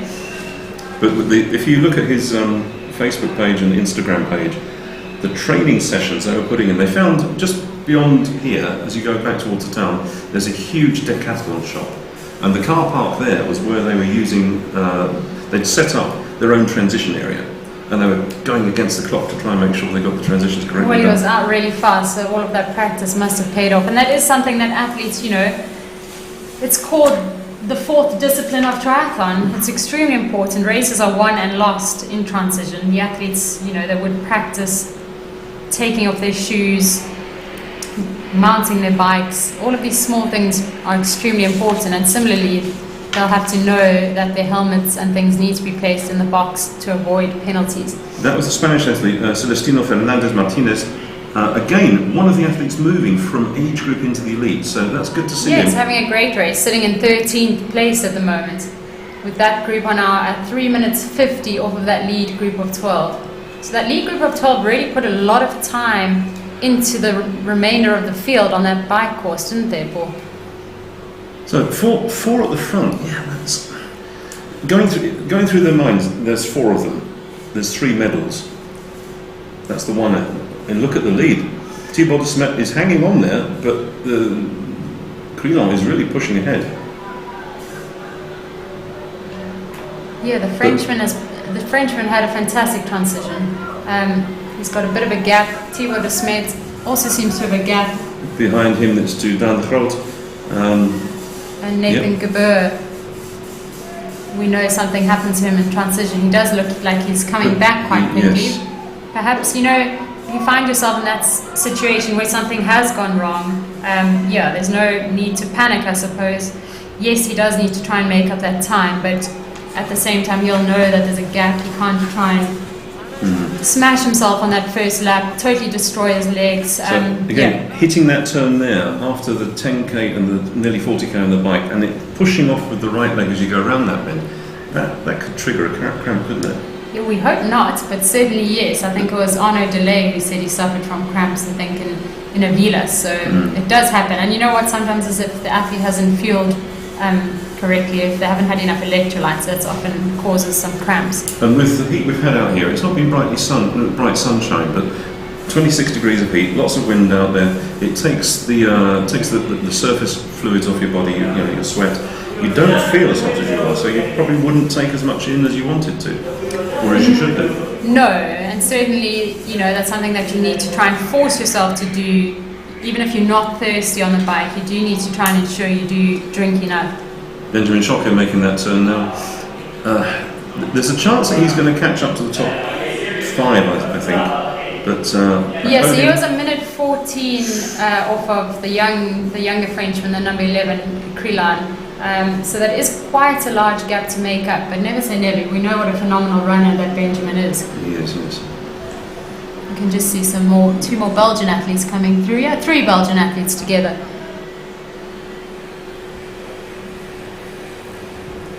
The Belgian Hammers. So I'm sure that I know there's going to be one person who's going to be watching this. So Hans, I'm sure you're out there watching this. Hans has been a journalist for Hans Kleinput has been a journalist for multisport for decades now, and he and his father were the two main commentators in Belgium. They keep the sport alive for the public by using feeds from all over the place, but they create a wonderful atmosphere on their website. Triathlon, he'll be covering this, I'm sure, and watching for the Belgian athletes. And a big shout out to Claire Michel, Yes. who's broken her finger. I wondered what Claire had done. I saw Yep. something on social media, and she unfortunately had to withdraw from the Leeds World Triathlon Championship Series race this weekend. It's a that- shame because she did so well in Azakena. She was coming Yeah, back and into she's form. had some tough times, Claire, just coming back from some injuries. So Bit of a freak accident. It was Yeah. in the water, wasn't it? I think so, I'm not sure. But yeah, let's wish Claire a speedy recovery. We hope to see her on a start line soon.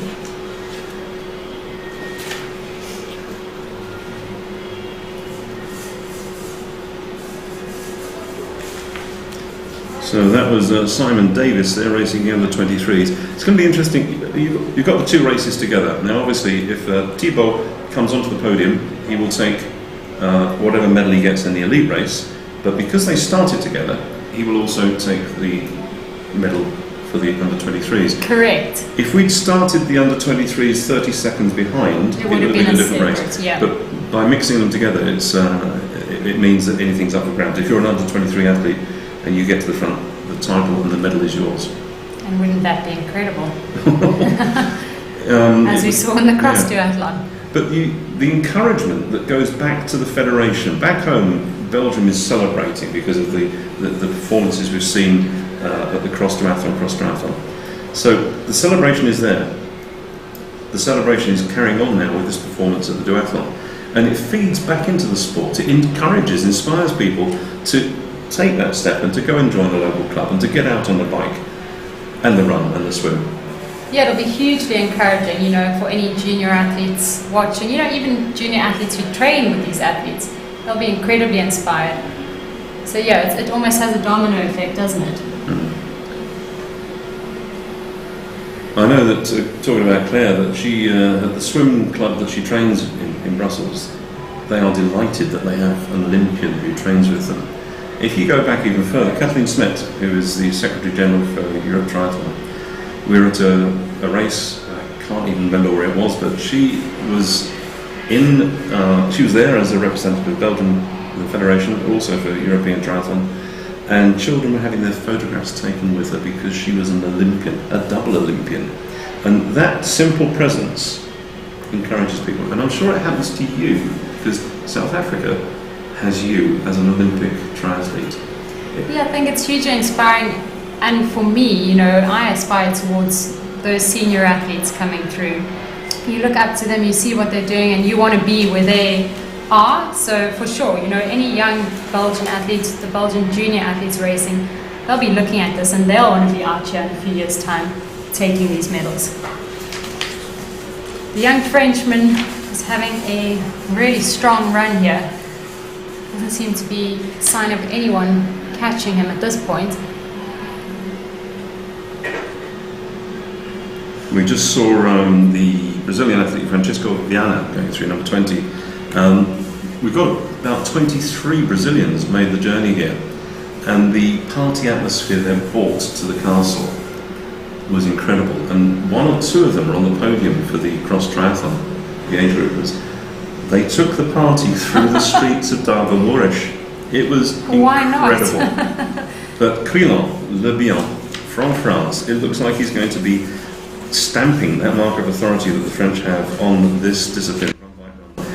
We had Nathan Kabir being the fourth Frenchman to hold the title, and without wishing to predict what's going to happen, he's looking very strong at the moment. Yes. This looks like he could be the fifth Frenchman.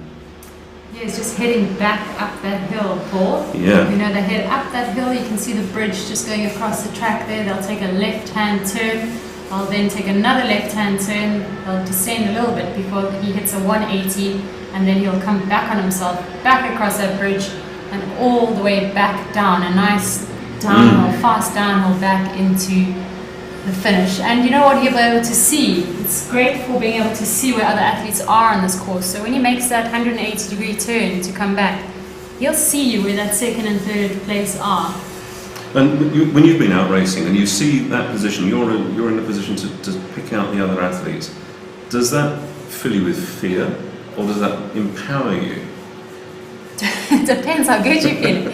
Generally, I quite liked it. I like chasing people. I think it empowers you. It makes it more tangible. You can see where they are, and you can count, how many people are behind you, ahead of you, etc., and really try and go for it, especially on that last lap. Well, the wind has picked up a bit. I hope that's not going to be the portent of storms.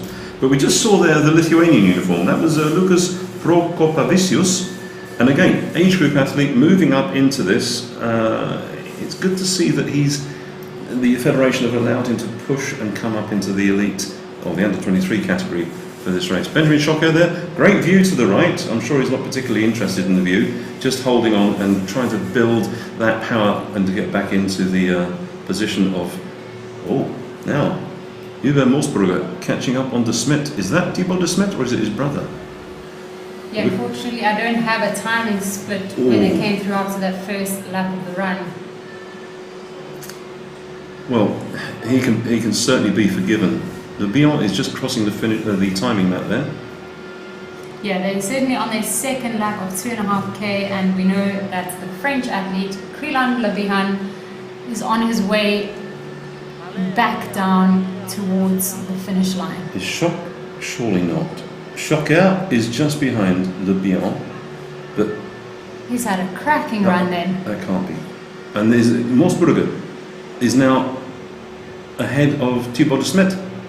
Morsbrugger has also had an incredible run. You'll probably find, Thibaut De Smet, his legs are probably exhausted after that effort on Monday. He seemed to be doing a lot of work in that front group on the bike as well. Liam Lloyd there from Wales and Great Britain. I've not seen Dan de Groot. What's happened to him? Is this him coming up? This is Dan de Groot now. Yep, that's Dan de Groot. So, the two other Frenchmen, Maxime Huber, as well as Benjamin Schocker, having exceptional runs.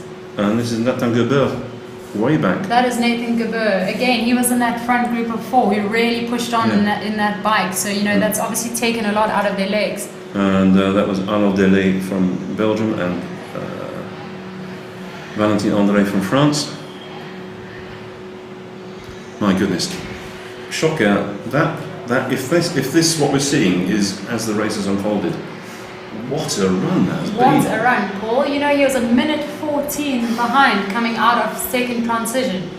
Similarly with Maxime Huber-Moosbrugge, he was a minute and 7 to make up that amount of time over a 5-kilometer run. These guys are flying. I wouldn't be at all surprised if he actually catches up. The way he's going, he's running out of ground, but it's certainly going to do his best to try and catch up. But having seen the way that he ran in Alsdorf in Germany, a great venue, it really is, and the event was a very fast Powerman 10-60-10. Having seen the way he ran that first 10k, I think the bike course for him out there wasn't really, it didn't really work for him, and so he eased up on the final 10k, but that opening 10k was just breathtaking. The organiser couldn't believe, Patrick Tevis, big hi to Patrick out there, he couldn't believe how fast the guy ran. This is the fastest 10k we've ever had here. So looking at this now, I'd love to see the splits. Never say never. And you know what, Paul, we might be heading for a 1, 2, 3 French podium again. Well, will they sing in time with the music? Or will they accelerate and finish before the music? And will their singing be as good as their 3 countrymen? Well, they're getting ready now. The finish tape's in place. The technical officials have been practicing to make sure that the tape is in place. This is a critical moment. If they can't get the tape in the right place, it doesn't really look good. Our sport, triathlon, duathlon, cross triathlon, all the disciplines, that athlete crossing the finish line, raising... And here he comes. It's the 2022 World Duathlon Champion from France, Krilan Labihan. And how close behind him is going to be Schocker. If Schocker has run up to second place, that is one phenomenal run. We're just waiting the arrival of second place. Yep, he's done it. And it is, oh my goodness, Benjamin Schocker, second silver medal, Just the World Duathlon champs. 19 seconds off. He ran a minute. He made up a minute on that 5 kilometer run. What an incredible performance for that silver medal by Benjamin Chopra. And no, this is... Yep, that's Maxime Hugo Milner completes a French sweep. Well, the French have dominated in Naviles, and they've done it again here. What an amazing performance. In fact, they've improved it because they only had 2 on the podium in Naviles. They've got 3 on the podium here. But my goodness. So they're going to try and encourage them away. Just behind the out of camera shot. And this is Thibaut de Smet. Thibaut de Smet, what a brave performance. You know, after winning that title on Monday in the cross duathlon, to come back and put in such a strong performance. He was in 5th place. 6th place, there goes to Kabir. Can't pick out the one who's on the carpet at the minute, who came home in 4th, and that is Dan de Groot, no? No? Oh, it's Thibaut de Smet there. His legs must be screaming now. Well, that's the under-23 world title to Thibaut de Smet. Yep, so there we had the results. 4th was Thibaut de Smet, 5th Arno Delay, Nathan Kabir in 6th, Dan de Groot in 7th place, Valentin Andre in 8th, Angelo van der Kasteel taking 9th, the Belgian athlete, and the other Belgian athlete rounding out a top 10 performance. So Angelo van der Kasteel with a 15-second penalty. He'll be looking at that, and he will be calculating that 15 seconds, because it's not just 15 seconds, is it? You're slowing down to go to the transition area, to the penalty box, and then you're accelerating away. Correct, yes. So in fact your whole rhythm of your race is a bit interrupted when you stop for that penalty. So yeah, you need to get back up to race speed, and yeah, you'll be, I'm sure, a bit disappointed about that. Well, I'm sure Doug will be down there, and the French team will be absolutely buzzing. He'll be doing post-race interviews, won't he? I'm sure we will be hearing from the French 1, 2, 3 shortly. And Le Bihan is cramping. Yeah. And who's helping him away? Benjamin Chopra. Amazing, isn't it? Now what they're going to do is they're going to try and hold them in position just so they can get a 1, 2, 3 photograph. It looks like Janos with his artistic interpretation. His pictures, you'll see his pictures very soon. They'll be going up onto the page, but just get them in the right shot, that's it. And the backdrop is going to be the finish. And that's a clean sweep again. And that's young Mr. Davis from Great Britain. A good performance. Yeah, it's a really strong performance by him.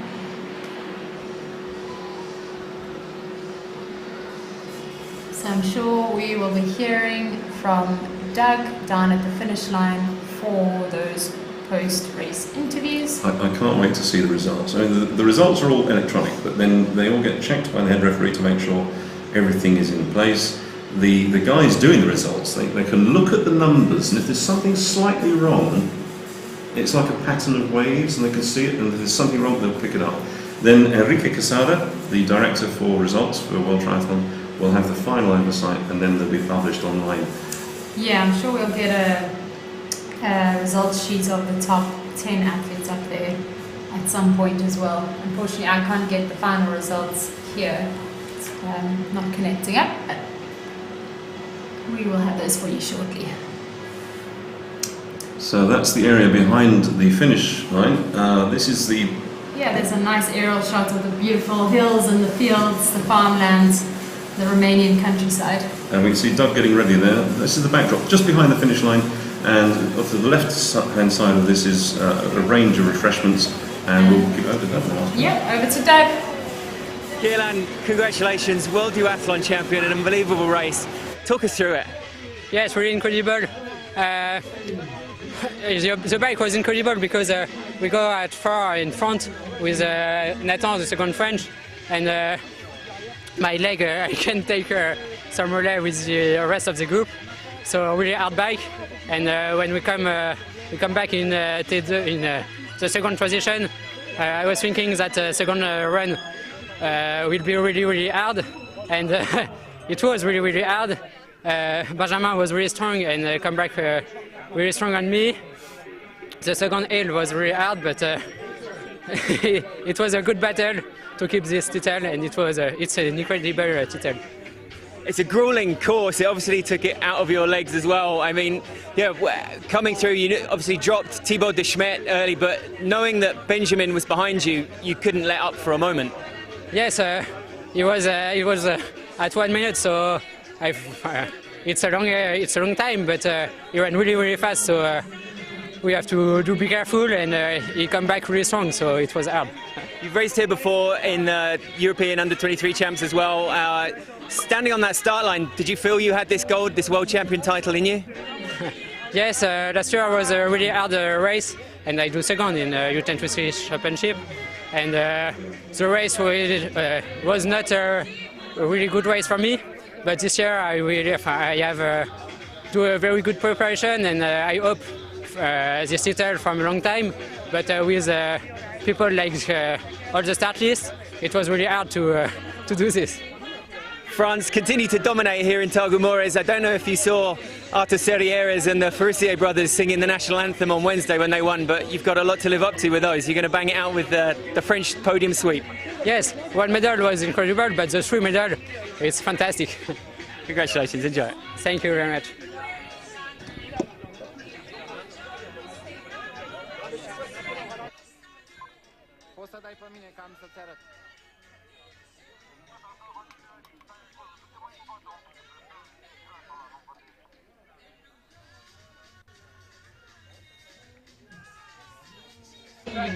Ouais, reste avec moi. I go with him. Reste là, reste là. Benjamin, congratulations. The chase was on. You just ran out of course in the end, though, but a brilliant silver. J'ai rien compris. Une belle seconde cap, tu reviens devant parce que tu peux devant, mais ça fait. But after the bike, I'm so tired. It's very hard for me. The lap, Yes, that's good for it was a really hard bike, but we ran really fast in the second round. And a word for Kierlan, the duathlon champion. It's a title you've had and won, and passing on to Kierlan now, proud as a Frenchman. Ouais. Je suis content que ce soit Kierlan qui fasse second. Le titre, the title, ça reste à la maison. Ça reste français et c'est ça le plus important. He's really happy that it's me who take the title and we stay in France. Congratulations, great silver, well done.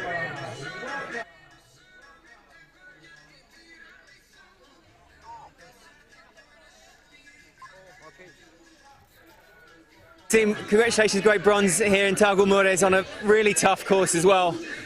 The chase was on, you were passing several on the final lap there, but just ran out of course. Yeah, we were 5 French, so we didn't have any tactics because we have so many different type of athletes here. So I tried to be on the breakaway on the bike, but unfortunately I couldn't be on the right one. So I had to wait the bike because I couldn't really ride against my compatriots. So I didn't know what to expect at the beginning of the last run because it was a minute's gap from us to them. And hopefully for me, I could finish on the podium today. And I'm really happy to finish third today after my second place last year. So I'm happy with this consistency, and I'm just happy today to be in the podium, especially with 2 other French athletes. So that's great. We spoke to Nathan before the race about the strength of French triathlon, duathlon, and he's just said, that the atmosphere in the camp is fantastic, and another great podium sweep for the tricolor. Yeah, we couldn't say who's gonna be on the podium before the race. We hope that some French guy will win it, but making a 1, 2, 3 is something you always have in mind, but it's hard to do it because the Belgian had a strong team too. So we're really happy to do this, and that's a great day for us. A great day, well done. Thank you.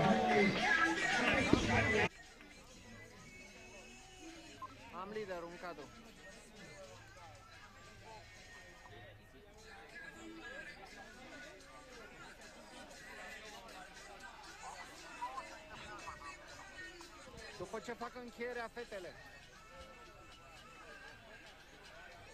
Ai cadrul de la lounge cu mine.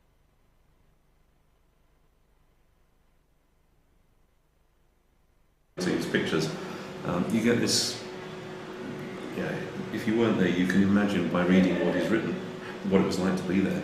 And the advantage that Doug's got is that he's been here all week now, so he's got the atmosphere coming to him. There you go, that's our final top 10. Wow, look at that. 1, 2, 3 for the French athletes there. I think Nathan Kabir in 6th position will be disappointed, unfortunately incurring that time penalty. But yeah, French sweep, 1, 2, 3.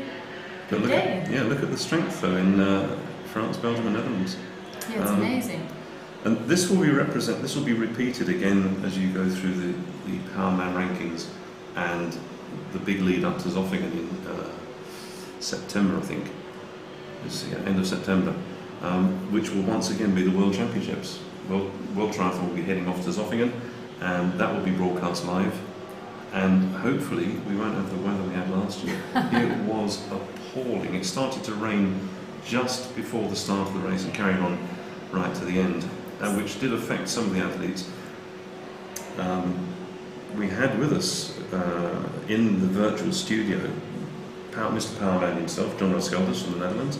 We brought him down by a virtual link because he'd broken a collarbone. First time in over 30 years he'd never been to the race. We also had Diego von Lloyd, who was the defending champion, but he'd been hit by a truck in Mallorca, I think it was, 60 km/h collision. Oh my goodness. Full of metal, lucky to be alive. And we interviewed him from his hospital bed. But he was able to give, just as you have today, that insight to the commentary that the commentators don't have, the insight of an athlete. It was so valuable, and he picked out immediately, they're not wearing the right uniform, they're going to be cold. And they were. But no chance of being cold here, 26 degrees outside, the clouds are darkening a little bit. Yeah, I was just going to chat about the weather. We can see the background on the viewer's picture there. You know, it's clouded over. It has been really bright sunshine the past few days. We've got quite a bit of cloud cover, which will keep it a bit cooler for the elite athletes, the women who are going to be racing at 4:15, I think, local time later on. So let's hope that the weather is kind. Oh, we are now hearing perhaps we're going to get the other 23 athletes as well. Dutch athletes. Because we've seen the top 10 for the elite. It would be nice to see as well the top 10 for the under-23s, or at least the top 5. So Thibaut de Smet certainly is going to be in that gold medal position once again. So to come away from Transylvania with a gold medal in one hand and a gold medal in the other hand, in fact 2, he's going home with 3 gold medals. Yep, he is indeed. Yep. Incredible. You can just see the finish line there. All the athletes coming through. I'm sure they'll be really relieved to finish such a brutally hard race. We've got 1 hour 53 on the clock there. It's nice, the atmosphere now that the athletes can all get together. We've seen principally around Europe, we've seen races in the COVID time. Hamburg was the first one that came off, and that was in a very isolated position. Yeah, then the next big one was Arzachena, up in the northern part of Sardinia. And the organisers there, the Italian Federation, did a superb job.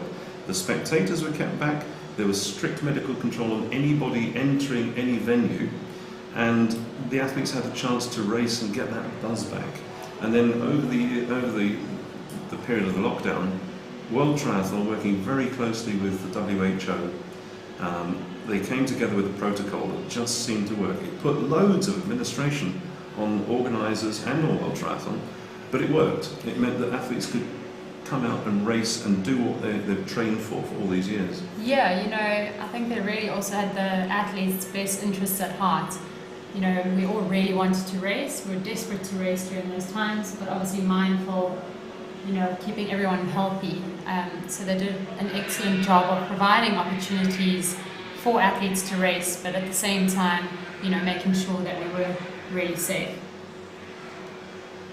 Well, it looks like the medal ceremony will be taking place in about 3 minutes' time, and hopefully we'll be able to get down to that for the elite and for the under-23s.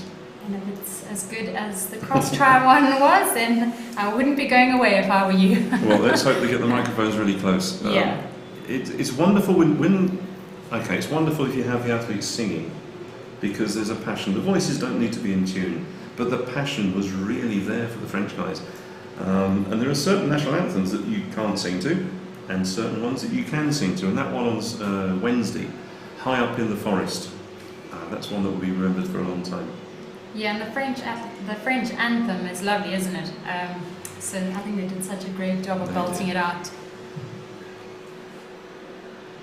And you know, there was quite a crowd around the podium because you could hear it from afar. It was awesome. It was probably one of the best podium celebrations that I've seen.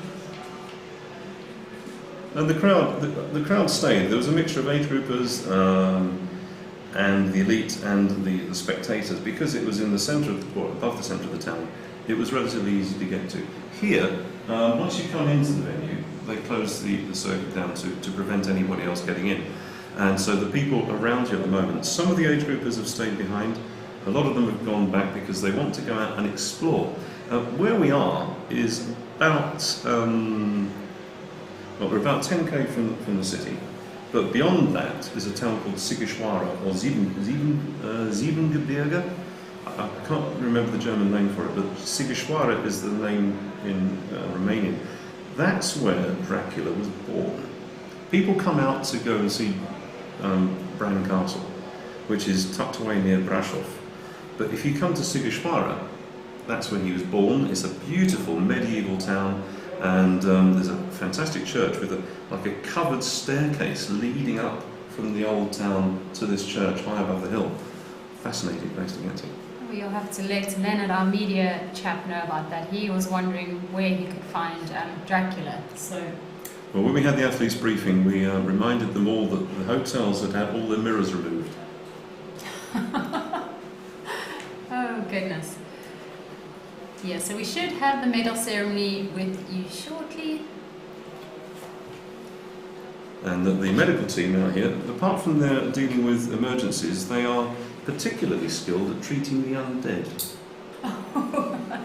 All of these little things were left inside the athlete briefing. And it meant it was quite a collector's item for them. Yeah, that's quite fun, isn't it? It's nice to have a little bit of a fun element. And you know, we are in Transylvania, the home of Dracula. And the logo, if you look at the logo right back in 2016, or no, the first one they had in 2015 was basically an ink splat in the shape of a bat. And Delhi Carr, you met Delhi? Yes, yes. I got a message from Delhi saying, "This image is fantastic. Get me a t-shirt. I've got to have a t-shirt." So for Delhi Carr, we had a t-shirt printed up here, and I carried it with me to Hamburg, and I had to give it to one of the technical officials who's in transition with us. She then was on a European tour, and about 6 months later, we get a message from Delhi saying, "Oh, finally got it." But the branding and the promotion of the event is all done by the team. In fact, Victor, the race manager, he owns a printing shop, which is why all the stuff has been printed up. Is that the UAE athletes? I think it was just. I think so. It's good he's finished. Yeah, exactly. I think it was his debut racing as an elite athlete. Yeah, so nice to see that he's finished. Well, it's going to be great to have a little bit of a break in a minute, because we can open the window again. It's become like a greenhouse in here. And whilst the athletes have been maintaining their fluid levels, we certainly need to. We've got a variety of... Oh, here we go. This is the under-23 men. Yeah, so first position, the gold medal winner, Thibaut de Smet. Second place, silver, also from Belgium, Gianni van den Broeke, 49 seconds back. And from Great Britain, the young Simon Davis, rounding out the under-23 men's podium in this Duathlon World Championship.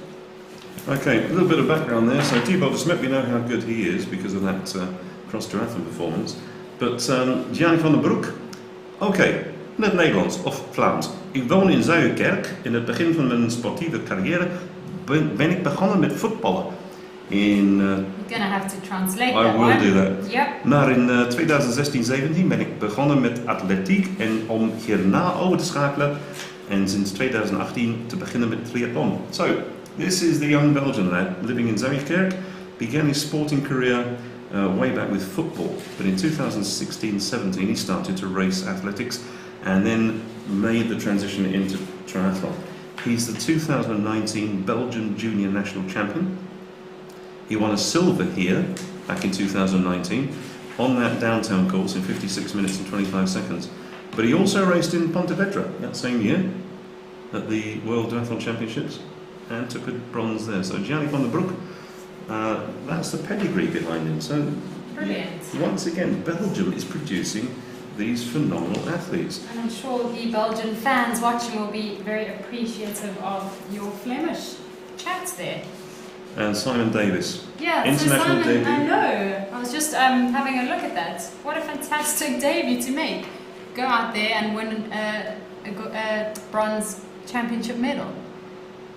We're just having another look at the men's results there. Rounding out the top 10, Gianni van der Broek, who was also second in the under-23.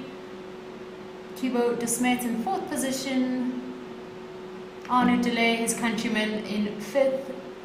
Nathan Kabir, the Frenchman, in 6th. Daan de Groot, who did a lot of work on the bike there, in 7th position. And another Frenchman, Valentin Andre, in 8th. Very French and Belgian dominated top 10. It was, yes. And we have the 3 British athletes there, 12th, 13th and 14th. Phil Wiley, that's a great result for him, finishing in the top 15 there. Simon Davis on debut, finishing 12th elite, but also in the bronze under-23 position. Matt Smith, the Australian, nice to see you, the Australian Antipodean athletes back racing, in 17th position there. And Brazilian athlete there, Francisco Viana, rounding out the top 20.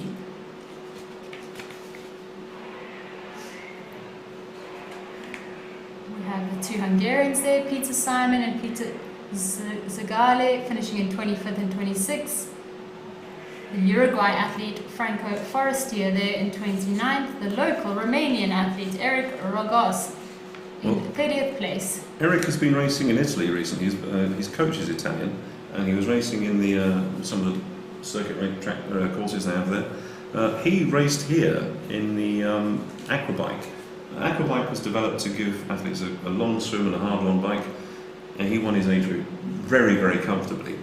So his mum and dad have been here, and Eric's mum, Anna Maria, and his dad, Marius, they will be shouting and shouting and shouting. They've come all the way from Cluj to come and support him. He's currently studying way at Timișoara, and he's studying sports science. So for him to mix and match with the athletes here must be really exciting. Behind the scenes, look at all of this. You don't normally see this. No, so we're going to bring you the elite men's podium for this 2022 Duathlon World Championships. Okay, you've got Krylon Lebion, Maxime, and you've got Benjamin Schocker, and then behind them, the beard is Vlad Stoica. Vlad is the president of Romanian Triathlon. Hi, Enrique. This is the man who manages all the results for us. But Vlad was the vice president when Peter Klosch died, and he was pro tem put into the presidency position and then voted in to continue that. He manages the big events down on the Black Sea coast, and his event down there in Constanța Mamaia is one of the biggest mass participation triathlons. If you put that into Google, have a look at it, look at some of the videos, the images they create, no wonder they have a big participation. It looks fantastic. We have events down there on the coast, the very successful junior events and European Cups, and that's where Antonella Manac comes from. She's the lead Romanian. Yeah. I think you raced against her, haven't you? Yeah, I have. She's a doctor, fully qualified doctor. Incredible to combine that with racing at such a high level. It's quite demanding. During lockdown, the very first weeks of lockdown, when nothing was happening and we were wondering what's going to happen, how are we going to keep athletes involved, the Romanians created this little video clip. So Antonella was swimming in like an endless pool in the garage, and she came out of the pool, took her hat off and threw it, and then the video changed to someone else who received the hat and put it in a box and jumped on the turbo trainer, who then jumped off and put his helmet in the box. Then the runner was another video, and they created this. That sounds like a lot of fun. These are the medals. This is what they're all racing for.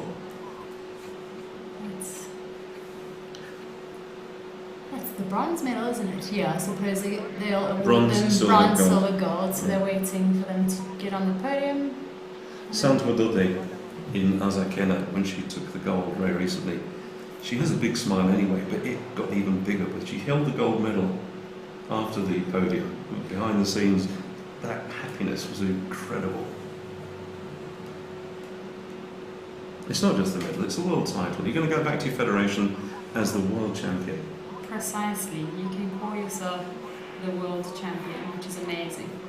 So I hope our French fans are still with us because... Alors, c'est-à-dire la domination de l'équipe française. Parfait. Cette fois, parfait, mercredi.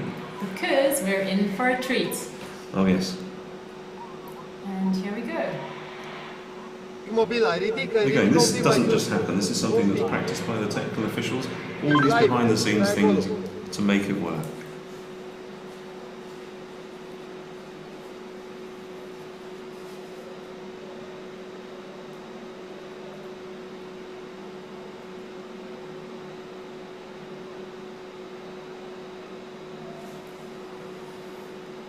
So our bronze medalist at this 2022 Targu Mures World Duathlon Champs is Maxime Hugo Milner from France. And the medal is being presented by Vlad Stoica, president of the Romanian Triathlon Federation. Enrique gets the flowers.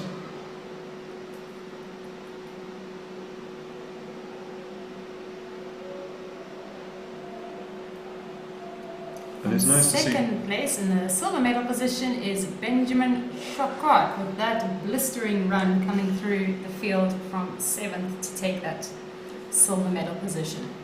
And it's nice to see that we're going back to the way we used to do it, with the medal being presented rather than the athlete having to pick it off a tray. Yeah, it's lovely for some bit of normality.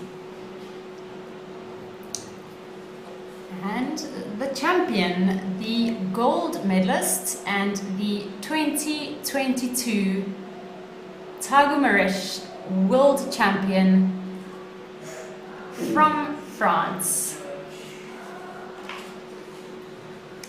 Krylan Lubion. We noticed that stepping up onto that, you could still see that cramp was beginning to kick in. So he's going to be walking around. At least he's able to walk again. So now I think the audience are going to be rather quiet, and they're going to rise for the playing of the French national anthem.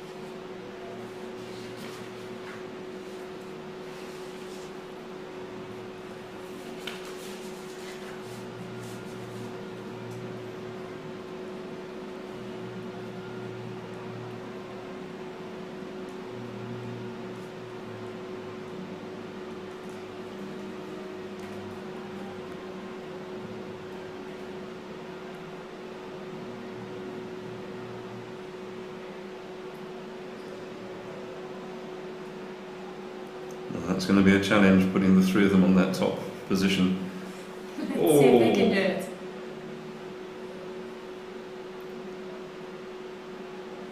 But what a great day for French triathlon, French duathlon. What an amazing day.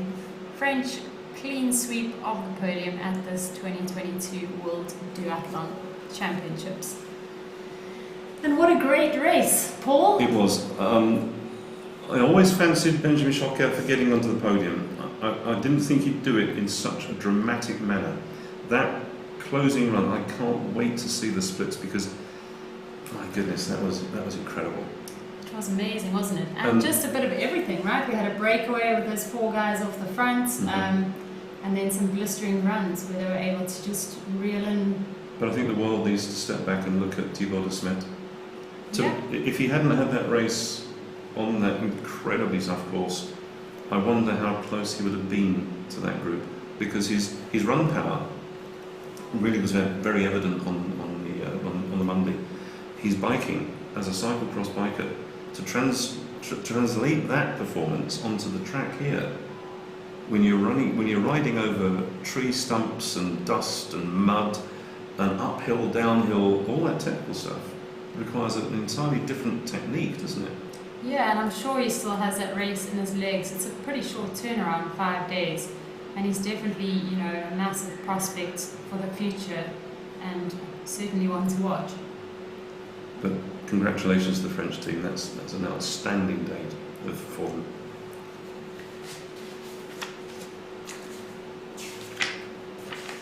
But what's happening next? Next, yep, don't go away because we're going to bring you the